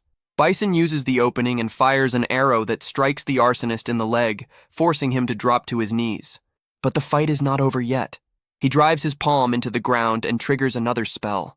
From the earth, two giant stone arms surge upward, rising fast and closing in around Turan and Bison. Turan watches them and realizes something is off. He had assumed the attacker carried a flame bloodline, yet the man controls earth as well. The massive arms swing down to crush them. Turan slips past the strike in time, but Bison reacts too late and takes the hit. Turan steadies himself and sets his stance, spinning his sling with a rock loaded inside. The attacker notices and lifts his hand, preparing another spell. He does not get the chance to release it. Turan fires first. The stone flies with brutal speed and force, smashing into the man's hand and tearing it apart before he can react. The attacker howls as blood bursts from the wound. His body loses balance and starts to collapse. Turan closes the distance without hesitation. While moving, he rubs his fingers together, building a faint spark of lightning. The moment it forms, he unleashes the newly learned magic straight into the target. The strike lands clean. The man screams once and drops unconscious. With his focus gone, the towering stone arms lose shape and crumble into harmless debris. Turan stands over the fallen enemy, still channeling lightning, ready to strike again if needed. Bison approaches through the settling dust and questions if the threat is over. Turan breathes heavier from the effort, but judges that it is most likely finished. He tells her to leave this one to him and check on the others. He pulls out a handful of seeds and scatters them across the ground. With a surge of magic, vines burst out and coil tightly around the unconscious man, locking his body in place. Turan concludes that with his sight blocked and movement sealed, escape is no longer possible. He taps the prisoner with his dagger, forcing him awake. The man stirs and tries to gather mana, but Turan steps in close and presses the blade against his throat, stopping him instantly. He makes it clear through action that any movement or mana use will end his life. The blindfolded man demands to know who they are and how they found the hidden location. Turan gives nothing away and instead pushes for confirmation, pressing him to admit responsibility for the village massacres. The man stays silent, clinging to defiance. Turan responds without hesitation, driving the dagger into the man's leg. A sharp cry breaks out. Turan demands an answer, questioning why a rogue noble would burn innocent villagers alive. In his mind, he settles it clearly. Someone who kills like this deserves no mercy. The resistance cracks. The man breaks down and claims that everything was ordered by God. He insists that burning the bodies and souls of sinners will lead him to God. Bison and the others react with confusion and disgust, unable to make sense of it. The man continues, lost in madness. He claims he was shown a way to obtain other bloodlines, insisting that by burning more people, he will finally gain the flame bloodline he craves. Bison rejects it outright, seeing nothing but insanity, questioning how anyone could believe such a thing or slaughter so many for it. Turan's expression hardens. He recalls that power can indeed be gained through killing, something he has seen among mages and heard before. The possibility lingers, even if twisted. The prisoner keeps muttering, stuck in his obsession, repeating that only a few more villages need to burn before the power of flames becomes his. Turan grips his own arm, his thoughts turning dark. The man's words linger, and he considers the possibility that it was not just madness. A grim idea forms in his mind, that the arsonist may have uncovered something real about this world. Once he gathers everything he needs, Turan acts without delay. His blade moves in a clean motion, severing the man's head instantly. The body drops where it stands, collapsing in front of the group. The sight hits hard. Several members feel unease settle in. Bison notices the shift and looks toward the others. Gil struggles to speak, his reaction slow, but he eventually forces out that killing someone bound and helpless feels closer to execution than battle. Bison shuts that down immediately. She rejects the hesitation and reminds him how easily they could have died if things had gone differently. To her, there is no room for sympathy. The man was a killer, and nothing done to him could repay what he had done. Even a worse fate would not balance the lives he took. While the argument fades, Turan turns away and begins searching the area. He moves through the room until something catches his eye. A book lies on the ground. He picks it up and starts going through it. Inside, he finds a map. The marked points match the destroyed villages exactly. It confirms everything. As he continues reading, something else stands out. The formulas written inside are strange, unlike anything he has seen before. The thought crosses his mind that these may have been taught to the man by whatever he called God. He remains focused on the pages until Bison calls out to him. She pushes the group to begin absorbing mana and suggests they report the outcome once they are done. Soon, everyone starts using their own methods to draw in mana. The scene shifts. An official presents a reward for the defeat of the arsonist. He praises Bison, calling her a rising figure of House Carmen. She accepts the reward without interest in the praise, brushing it aside. She then turns to Turan. Her group plans to continue hunting demonic beasts, and she asks about his next move, noting that he already received his share. Turan answers without pause. His destination is Abacha.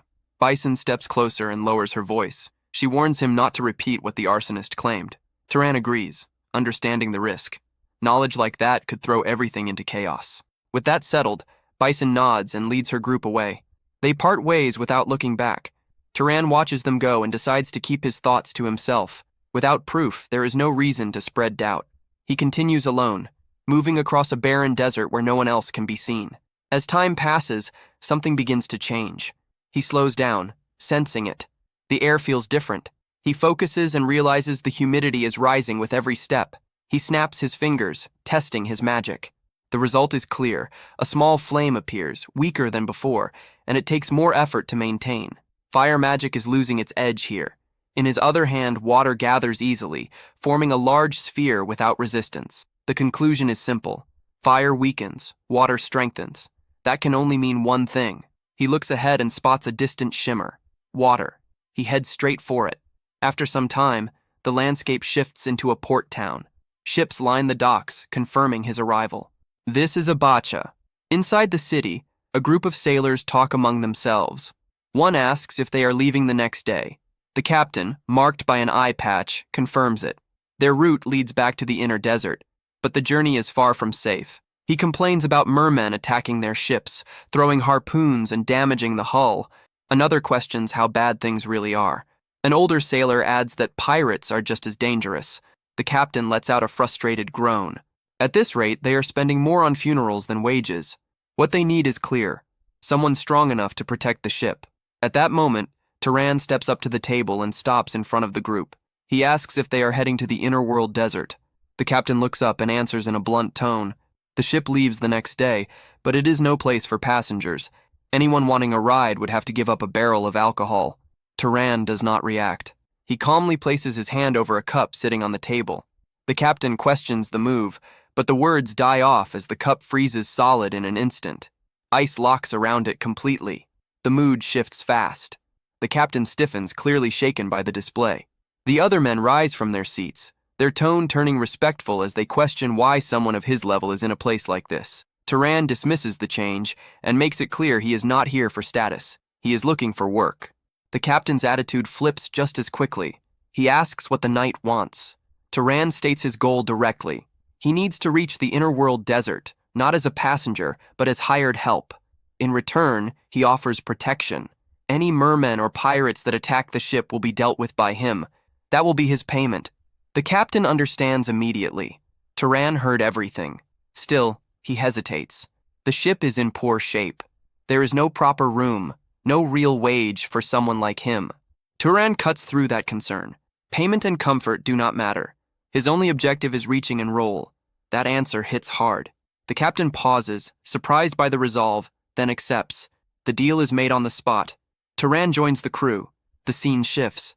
A different place falls into chaos. Flames consume multiple houses as dark elves launch a sudden and violent assault. Soldiers struggle to hold their ground, barely keeping the attackers back. One soldier faces a charging dark elf and manages to cut it down. There is no time to breathe. Another rushes him and he kills that one too. He keeps fighting, taking down enemy after enemy, but they do not stop coming. The numbers keep growing. He realizes the truth. At this pace, he cannot hold out. As another enemy closes in to strike, the sky erupts. Golden lightning crashes down, tearing through the battlefield. Every monster in the area is wiped out in an instant. The soldier looks up, stunned. Above him, Mesa hovers in the air, her presence overwhelming. Relief hits him hard. He expresses it quickly, but she stays focused. She sends him back to his unit without delay. He follows the order and runs straight back into the fight. Another figure approaches her midair. Kadram Arabian, vice commander of the Arabian subjugation force, moves in and checks her condition, asking if she has been injured. She shows no concern for herself. He warns her not to push too far, pointing out that her life carries more weight than a few battles. She ignores that and demands a report instead. Kadram answers, "The situation is under control. They will reclaim the area soon. The only problem left is locating the enemy tunnels." Mesa makes her intent clear. The moment those tunnels are found, she will enter them herself. With that, she leaves without another word, flying off. Kadram watches her go, irritation clear. He clicks his tongue and mutters under his breath, blaming his brother for raising her that way. He sees her as reckless, spoiled, and heading toward the same end as her family. The scene shifts again. Turan stands on the ship facing the open sea. The ocean stretches endlessly ahead as he watches in silence. Turan stands at the edge of the ship, his gaze fixed on the endless ocean as his thoughts drift. Even if he reaches the lands of Zahar, he has no clear path forward. Charging in blindly would be reckless. He does not even know his father's name or status. All he has is a portrait of his mother and a few belongings she left behind. Finding the truth could take far longer than he wants. His thoughts break when the one-eyed captain taps his shoulder. The man jokes that staring like that might dry up the sea and asks what is weighing on his mind. Turan answers simply, saying he was thinking about how vast the ocean is. The captain agrees without hesitation, adding that even sailors grow tired of the view after enough time. He asks if Turan is handling seasickness, but Turan shows no trouble. The captain mentions hearing that Turan has been learning from the bosun, picking up skills from tying knots to working the sails. The man found it amusing, even exciting, to teach a knight such work. Turan admits he wanted to learn and found the experience more enjoyable than expected. Their talk is cut short when a crew member calls out that food is ready. The captain gathers everyone, sending them toward the mess hall. During the meal, an old sailor comments that the food cannot compare to what they would eat on land, but at least they have sauerkraut. He explains its importance, saying that without it, they would suffer from a deadly gum disease. He describes how gums begin to bleed until death follows, but sour foods can prevent it. Sauerkraut works best since fruit spoils too quickly at sea. Turan listens with interest and asks how such knowledge was discovered. The old man shrugs it off, saying the information spread over time. Before that, sailors tried anything, even eating raw mermaids in desperation. That detail catches Turan off guard. The moment settles until a lookout shouts from above. A mid-sized ship appears ahead, positioned off to the side. Someone asks if it belongs to pirates.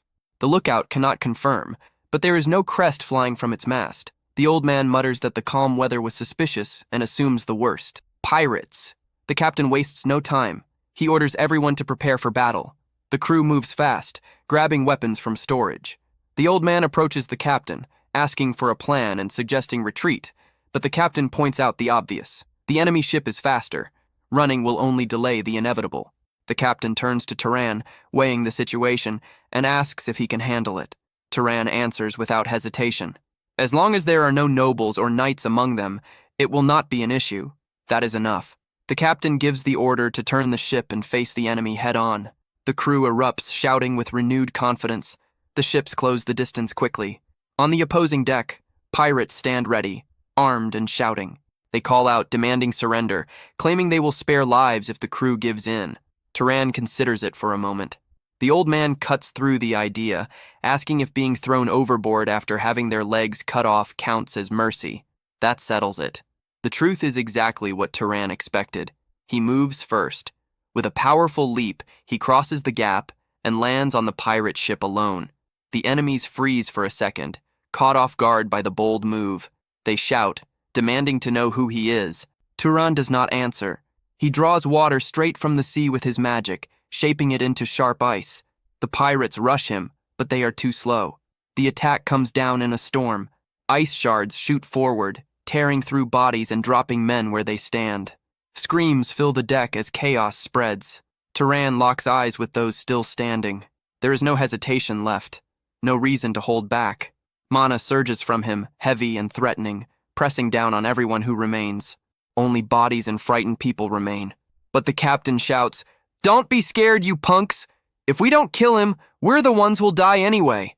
Everyone rushes against Turan, but with a cold and blue gaze, as if it were the sea itself in his eyes. The water around begins to take shape, and quickly Turan creates an ice sword, which he uses to defeat the first enemy with a precise strike. Don't let up. Keep attacking. They try to attack at the same time, but the protagonist easily blocks, disarming both of them. He uses magic to increase his speed and in milliseconds strikes both of them at the same time. Another pirate tries to make a surprise attack, but Turan notices and cuts him in half. At the same time, he grabs the spear and already strikes another pirate in the middle of the chest. Another wave of pirates try to hit the protagonist. However, he alters the anatomy of the sword, making it more liquid and increasing its reach, thus cutting 4 enemies at the same time. A pirate who was supposedly dead stands up and makes a surprise attack, trying to restrain Turan. There, now's the chance. Kill him. But something shocks the supposed dead man. The knife did not go through, and we only see Turan's anger. None of the attacks hurt him, the blades not going in. And with that, Turan begins the massacre, dismembering the enemies in front of him, beheading all of them. It is a true rain of blood on that boat, in which only Turan remained. With a frightening expression, not even looking like a mage anymore, after all the disaster, the sound of hooks is heard, and Turan's allies finally arrive. Surprised after all, he really wiped them all out. The captain jokes, asking if does he happen to work as a cleaner on the side. If he does this impeccable cleaning, our team will have nothing left to do. The others celebrate. That was truly amazing. Long live the knight. Woo, you bastards. Serves you right. But Sir Knight, how about going to see the physician first? But with a smile on his face, Turan informs, no need to worry. He's not hurt anywhere. This is all the pirate's blood. What an aura. A moment later, the captain called Turan. He has searched every nook and cranny of those guys' ships. It turns out that ship was a merchant vessel that went missing in Abacha a few years ago. It seems the pirates captured it, gave it a new coat of paint, and used it themselves. It's just like those lowlifes to do that. Then he questions Turan what he intends to do. After all, he was the one who eliminated all the enemies fighting alone. The ownership of that item belongs entirely to him. Congratulations, he has become a new ship owner, which ends up surprising Turan. What is usually done in this case? Well, there are several ways. He could take it back to Abacha and say, "Original owner, I found it," then bow his head while asking for a reward. Of course, between the paperwork and catering to the bureaucrats, a month or two will fly by. Another way is to go to the Emerald Desert and sell it, but in his opinion, it's best to just sell it at the northern sea islands along our way. That neighborhood is always desperate for ships. The rule is to sell to the one who needs it to get the highest price. However, to move a ship of that size, we'll need to mobilize quite a few of his crewmen. It's not like he can sail that ship all by himself anyway. If he uses people, he should pay the price. Turan laughs. The captain is someone who understands. In that case, as a service fee for his boys, if he could give us 10% of the profit. Turan makes a counter-negotiation. Could Turan ask him to handle everything up to the sale for 20%? The captain accepts the proposal with a big smile. He knows quite a few people over there, so he will make sure we get a very good price. Suddenly a man enters the room shouting, "Captain, a mermaid, it's a mermaid," he is surprised. What? Now even mermaids are attacking us. No, that's not it. The pirates were keeping a mermaid captive, under the deck. They walked to the place. So there's an important guest on board. Yes, he haven't gone in yet either, he just received the report. Good job, Turan. Would he likes to go see the important guest? Sure. By the way, do mermaids sell for a high price? Ah, if it's a pretty female mermaid. Those rich lords on the mainland who have nothing but money and bones can't get enough of mysterious things. They go absolutely crazy for them. It's this way. Upon entering the underdeck, disappointment comes. It's a shame, but it's a male. This one will go for a pittance. Those rich lords have no interest in male mermaids. Well, unless it's a legendary royal who can transform into a fish. But the fish becomes enraged. How insolent. Male, he says. He is Armani, the 47th Prince of North Estadale. Show some respect, you lowly humans of the land. Is he saying he's royalty? It seems so. Maybe he thinks that's the only way we'll keep him alive and sell him, so he might just be bluffing. So can he transform into a fish? Mermaid Prince. But he says he cannot. Then Captain asks why. That's because he is being restrained like this and out of water. He must enter the sea in a perfect state to be able to transform. But both look at each other and come to the conclusion that probably he's playing tricks to try and escape. Then the captain asks what Turan is going to do. He asks if the rumor that mermaids eat humans with a certain frequency is true, and the captain confirms that it is. Then Turan will kill him, since he's not worth any money anyway. It would be a jackpot if what he said was true. But, well, if we believe him and release him into the sea and he just runs away, we will just look like fools. With a sinister look, Turan extends his hand and begins to channel magic. But the fish begs him to stop. He has never eaten a human in his life. He never even intended to. But Turan's eyes remain aggressive, making the small fish tremble in fear. If he spare him, he will give you a treasure. A treasure. What did you mean by a treasure? Yes, a treasure. The things left behind by the Freyan gods you worship. After a while, the end of the afternoon arrives and the sunset appears on the coast. Everyone is happy after all, they came back alive. Let's have a real drink today. So, have you reached a conclusion? Yes. Fortunately, it doesn't seem to be very far from here, so he will try to head there and come back tonight. Turan takes a small boat along with the mermaid. What are these chains for? Does Turan think he will run away? I am a prince. He keeps his promises. You will really let me go if the treasure is actually there, right? Yes, don't worry about that. Don't blame me if he's disappointed when he sees it. Since it's Freyan treasure, it's only counted as amazing by the standards of you land people. He understood, so just lead the way. They sail for a long time after all.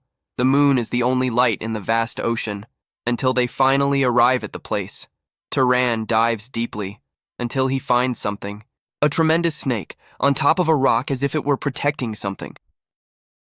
Under the full moon, Turan rowed the small boat across the shining sea. Once they arrived near a small island, he suddenly stopped and asked if the treasure was there, and Armani quickly confirmed it. Turan placed his hand into the water and activated his search magic. He focused on scanning for merfolk, making sure no others were nearby.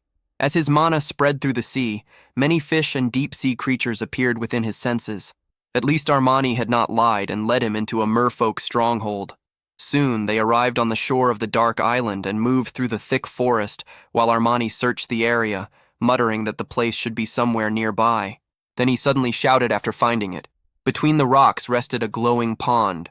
Armani pointed toward it and claimed the treasure was right below.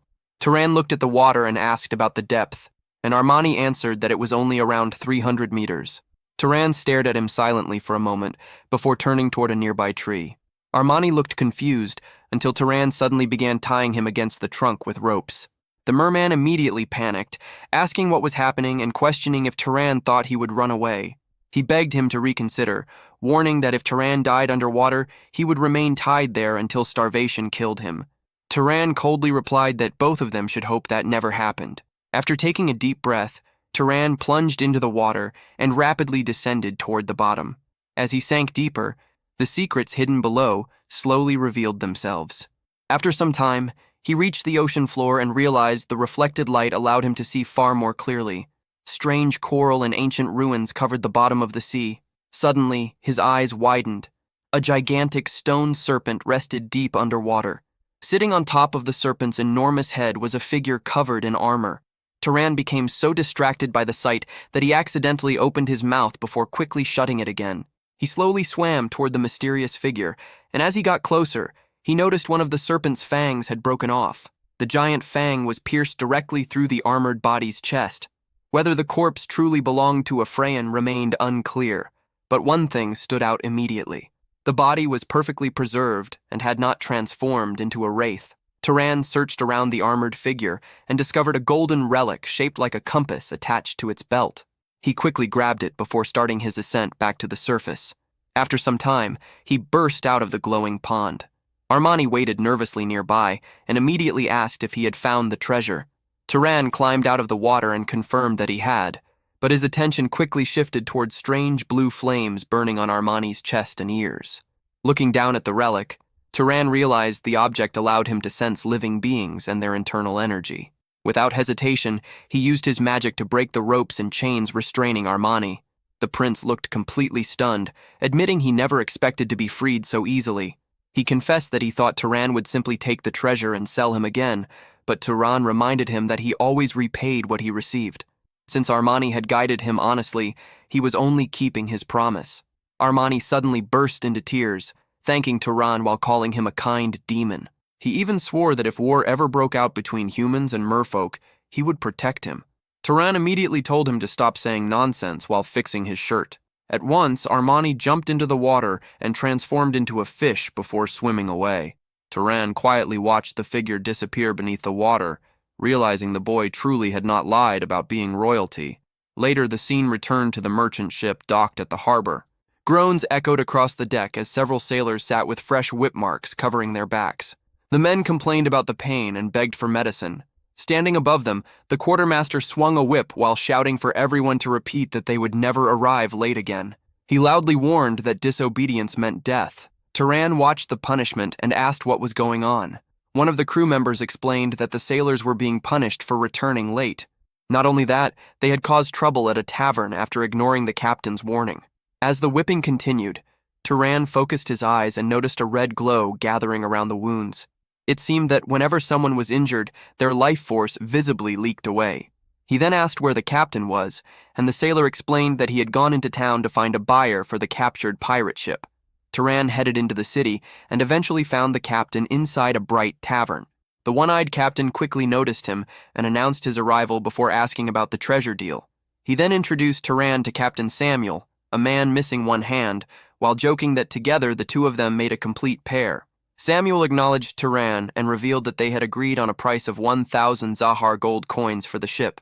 Turan considered the offer and admitted it was reasonable, but there was still one problem. Carrying such a huge amount of gold would be troublesome, so he requested magic tools or holy relics with equal value instead. Samuel explained that valuable items like those were not available there, and that Turan would need to travel to Kemet instead. He further explained that Kemet was the second city within the Zahar territory and was ruled by House Durman of the Tamur bloodline. Samuel suggested that with so much money, Turan should buy himself a proper monster in Kemet. Turan thought about the Tamur bloodline and remembered Imogenes riding Tilly, realizing how useful a beast capable of understanding speech could be. The journey resumed beneath clear skies, and the sailors remained in high spirits, joking that the pirates had turned into walking bags of gold. Father claimed it was all thanks to serving a descendant of God's people. Suddenly, the lookout shouted from the crow's nest after spotting dark clouds ahead. The crew looked up in shock as a massive storm swallowed the sky. The quartermaster immediately ordered everyone to prepare. Heavy rain soon crashed down while violent waves shook the ship. The quartermaster shouted for the sails to be furled immediately while demanding the cargo be moved below deck. He warned the crew that unless they gave everything they had, they would end up as food for the fish.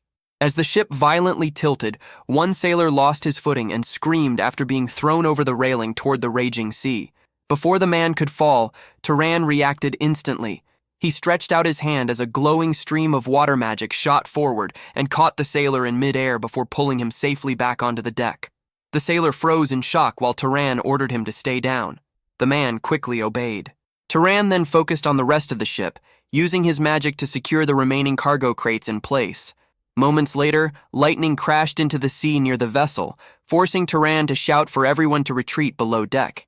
Eventually, the sailors gathered together inside the dark cargo hold, trembling from the cold. When Turan entered, the men immediately thanked him. He asked whether anyone was injured, and they confirmed they were fine. The captain thanked Turan as well, admitting the ship would have sunk if the sails had not been secured in time. Turan then asked whether the vessel could survive the storm. The captain admitted that everything now depended on the ship and the helmsman. Turan looked around at the freezing sailors and ordered everyone to gather in a circle around him. The captain became startled, asking if Turan intended to light a fire inside a wooden ship and warning about the danger. Turan calmly replied that he would prevent the flames from spreading. With a snap of his fingers, a massive orb of fire suddenly appeared in his hand. The bright flames illuminated the room with a warm golden light as heat spread across the entire hold. The captain stared in disbelief, having never seen such advanced magic before. The sailors smiled in relief as warmth finally returned to their bodies. Watching the scene, the captain finally understood the words the elders used to repeat until their final breaths. Humans were meant to serve the wizard, while the wizard ruled over humanity and protected them in return. Turan remained standing at the center of the circle, keeping everyone warm while the violent storm continued outside. Later, the scene shifted to Kemet, the largest city in the northern Enral Desert. Countless ships rested at the harbor, while sunlit buildings stretched across the sandy landscape. Workers constantly carried goods through the busy streets as the city overflowed with activity. As Turan stepped off the ship, the captain approached and handed him a heavy pouch of coins, explaining that it was a small reward and asking him to accept it. Turan was surprised by how heavy the pouch felt and insisted the amount was excessive, reminding the captain that they had only helped each other. The one-eyed captain shook his head and explained that the entire crew had gathered the money using their shares from selling the captured pirate ship. He firmly insisted that refusing the gift would anger God himself. Seeing the man's sincerity, Turan finally accepted the gold and told the crew that if they ever met again, he would repay them with a proper meal. The captain lowered his head respectfully, calling such an invitation a true honor. Soon, the merchant ship prepared to depart once more. The sailors lined up along the railing and shouted farewell to Turan with genuine affection, saying they would miss him and never forget everything he had done for them. The captain and the old sailor also gave their final respects as the vessel slowly drifted away. Turan watched the ship disappear with a satisfied expression. Afterward, he turned toward the crowded streets of the desert city, where the air carried the scent of spices mixed with the dry heat of the Enral sands. As Turan moved through the market, he carefully observed every detail around him without missing a thing. Suddenly stopping, he activated the power of the relic and scanned the crowd. Ordinary people possessed only tiny blue flames or almost no magic power at all. But one man immediately stood out. His entire body was covered in blue flames, revealing him as a knight. The man wore armor and carried a sword at his waist. Turan approached him and released his mana while asking whether he served House Durman. The guard instantly panicked after sensing the overwhelming mana behind him. Startled by Turan's presence, he hurriedly bowed and confirmed his identity without even daring to raise his head. Turan introduced himself as Turan from Abacha and declared that he wished to meet the head of the house. Not long after, he was guided through the Grand Palace of Kemet, a massive structure filled with towering minarets and enormous courtyards. Eventually, he arrived at a luxurious reception hall to meet the head of House Dorman. The house head sat comfortably on an ornate couch and commented that the local clothing suited Turan well, while a faint blue aura flickered around his body. The man introduced himself as Cal Durman, leader of the house. As they sat facing each other, Cal carefully studied Turan's face as though it seemed strangely familiar. Turan immediately noticed the unusual reaction. Cal then asked for Turan's full name and bloodline, leading Turan to introduce himself as Turan Brahms while claiming to belong to a fallen guardian bloodline. He explained that he had heard about the prestige of House Durman and came seeking a monster companion for his travels. Cal eventually stood up and stated that his daughter would guide Turan from there. However, before leaving, he stared at Turan's face once again with a brief look of hesitation. Turan asked Cal directly if he had seen someone with a similar face before, pointing out the hesitation he noticed earlier. Cal dismissed the question and calmly explained that Turan simply resembled someone he once knew. Not long after, Cal Durman's daughter entered the room and received the task of guiding Turan through the breeding grounds. As they walked through the long hallways lit by sunlight, the noblewoman commented that although Turan claimed to belong to a fallen house, he clearly possessed considerable wealth if he came to buy monsters from House Durman, a family famous for raising extremely expensive beasts. She questioned whether a guardian bloodline truly suited the life of a mercenary. Turan gave no response. Instead, his thoughts remained focused on Cal's strange reaction earlier. He kept wondering who the househead had been reminded of. Was it his mother, or perhaps his father? He recalled his mother's features, from her curly hair to her calm expression and slightly large ears. He wondered if sharing those traits alone had triggered Cal's reaction. Or maybe the person Cal remembered was his father, whose face Turan had never even seen. A short while later, the daughter suddenly stopped and proudly announced their arrival. She welcomed him to the breeding grounds of House Durman. The moment Turan stepped inside, his eyes widened in shock. The place was far larger than he imagined, with enormous sections spreading endlessly in every direction. Each area had been carefully built for different types of monsters. Some resembled forests. Others looked like rocky mountains or swamps, and certain sections recreated dry desert environments. Turan observed everything with genuine amazement. Every creature lived inside a habitat perfectly matched to its nature. It was obvious House Durman had spent an absurd amount of money and effort creating this place. As they continued through the grounds, Turan eventually stopped in front of a massive horse-like monster. The beast possessed a muscular body, sharp eyes, and an intimidating aura that instantly drew his attention. After examining it closely, Turan asked for the price. The girl casually explained that the creature had been carefully raised and stated that it cost 4,000 gold coins. The moment Turan heard the number, he nearly froze on the spot. Inside, his expression completely stiffened after realizing the price was double his entire fortune. Until now, he genuinely believed he had accumulated a respectable amount of wealth during his journey, but reality struck him hard as he realized he was nowhere near as rich as he imagined. As they kept walking, Turan quietly sank into thought once again. Part of him considered giving up on buying a monster altogether, but at the same time, he could not realistically cross the desert while dragging around a chest filled with gold. Neither option looked appealing. After thinking for a while, Turan suddenly stopped near a small cage hidden in the corner of the breeding grounds. Inside sat a strange bird-like creature. Unlike the other monsters they had passed, this one remained completely focused on him the entire time, almost like it was studying him carefully. Turan narrowed his eyes slightly before pointing toward the creature and asking how much that one cost. The girl casually answered that the creature cost 1,500 gold coins. The moment Turan heard the price, his expression immediately changed. Compared to every other monster he had seen so far, this one felt incredibly cheap. Considering the amount of mana it possessed, it almost seemed like a bargain, even if buying it would empty all his savings. After observing the creature a little longer, Turan asked about its abilities. The girl simply explained that it was intelligent and capable of flying well. Hearing that, Turan could not help wondering what kind of ability that was supposed to be. Before he could question her further, she continued explaining that the species was actually quite popular, but this particular one was too smart for its own good. According to her, the creature refused to obey anyone it considered less intelligent than itself. Even while she spoke, the bird-like beast never once took its eyes off Turan. Noticing the strange behavior, Turan slowly approached the cage and asked whether it could understand him. He commented that the creature truly seemed intelligent, although it was admittedly ugly. The moment it heard that, the bird angrily shook its head. Seeing the reaction, Turan immediately realized it understood every word. The girl sighed helplessly and admitted they had even attempted to teach it how to read, but the creature refused to learn. She could not tell whether it simply did not want to or genuinely could not. Even so, disappointment filled her voice as she called it a waste. She explained that despite its small size, the creature possessed incredible strength and had been raised on monster meat from an early age. According to her, it would have been worth far more if it actually obeyed people.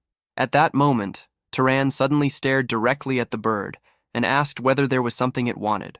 The girl immediately began dismissing the idea, but before she could finish speaking, the beast suddenly stretched one of its claws toward Turan. Her eyes widened in complete shock at the unexpected reaction. Even Turan looked slightly surprised. He stared at the creature and asked if it wanted him specifically. Turan admitted he was nothing special, and questioned whether there was some reason behind the behavior. Then he asked the bird if it would learn to read if he bought it. The creature answered by nodding its head. Some time later, Cal Durman arrived. Without wasting time, he activated his magic and declared the process complete. At that moment, the magical restraints and iron bindings around the bird instantly disappeared. The creature immediately left the cage and moved straight to Turan's side without hesitation, as if it had already accepted him as its master from the beginning. Watching this, even Cal Durman appeared somewhat surprised. As he approached them, he commented on how naturally the creature followed Turan and told him to take good care of it. The strange bird quietly remained beside Turan as though it had finally found the person it had been waiting for. Turan acknowledged the words and promised he would. For a brief moment, silence filled the area. Then Cal suddenly spoke again, his expression turning slightly serious. He admitted he could ignore it, but asked whether Turan had any connection to Tail Eyes. The moment Turan heard that name, his eyes widened slightly in surprise as he repeated it back. But almost immediately after asking, Cal shook his head and told him to forget the question. Even though the conversation appeared to end there, Turan's thoughts quickly became restless again. The fact that Cal thought of that person the instant he saw Turan's face made the situation feel even more suspicious. After remaining silent for a moment, Turan finally decided to ask something himself. He asked whether he could ask one question in return, and Cal calmly allowed it. Without hesitation, Turan pulled out a portrait and showed it to him, before asking whether he knew a woman named Vij. Cal carefully examined the portrait for a moment, before calmly stating that he did not recognize the woman. He remarked that if someone that beautiful existed in his memory, there was no way he would have forgotten her. Hearing that answer, Turan quietly lowered the portrait and said he understood. A moment later, he suddenly told everyone that he needed a second. Before anyone could question him, the bird beast suddenly spread its wings and shot into the air. Seeing that, Cal frowned slightly and asked what he was doing. Turan calmly replied that since the deal was already finished, it was natural to check whether everything worked properly. The next moment, he firmly grabbed the creature's legs. The giant bird instantly lifted him into the sky and flew across the vast grounds of House Durman at incredible speed. Wind rushed past Turan as they soared through the air. Some time later, the scene shifted once more. Turan entered a dining room for his meal while a servant respectfully bowed and hoped he enjoyed the food. Soon after, Cal's daughter approached and asked how the flight went. Turan answered that it was good and helped clear his mind. Afterward, she began introducing him to several nobles gathered nearby. She introduced him as Turan Brahms and mentioned that he came from the Carmine region. The moment she said that, one man reacted with surprise and asked if that was not close to Arabian. Before the mood could turn awkward, she immediately snapped at him and told him not to compare their guest to those sparrows. Not long after, another man stepped forward with a friendly smile and offered Turan a handshake. He introduced himself as Dolph Marin from a history bloodline. Turan politely shook his hand and returned the greeting. But suddenly, Dolph tightened his grip far harder than necessary. The pressure was clearly intentional, making it obvious he was trying to show off his strength.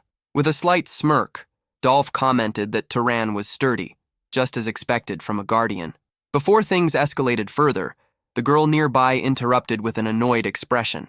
She stated she had no interest in watching a contest of strength and immediately changed the topic. Then she asked where the picky eagle was, saying she specifically came to see it. Turan explained that he told the creature to fly around for a while since it probably felt frustrated after practicing writing all morning. He then called the beast over. Moments later, the giant bird flew into the room and landed directly on Turan's arm.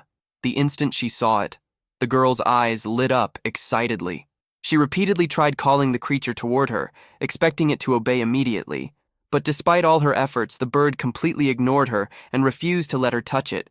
Frustrated, she angrily shouted at the stubborn creature and questioned what exactly she lacked.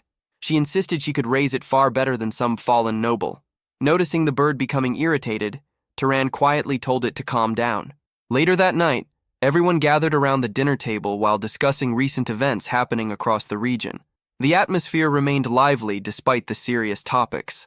One person mentioned the recent problems caused by the dark elf tribes in the west. Another brought up the Arabian subjugation force and stated that the commander was supposedly the skinny woman named Mesa.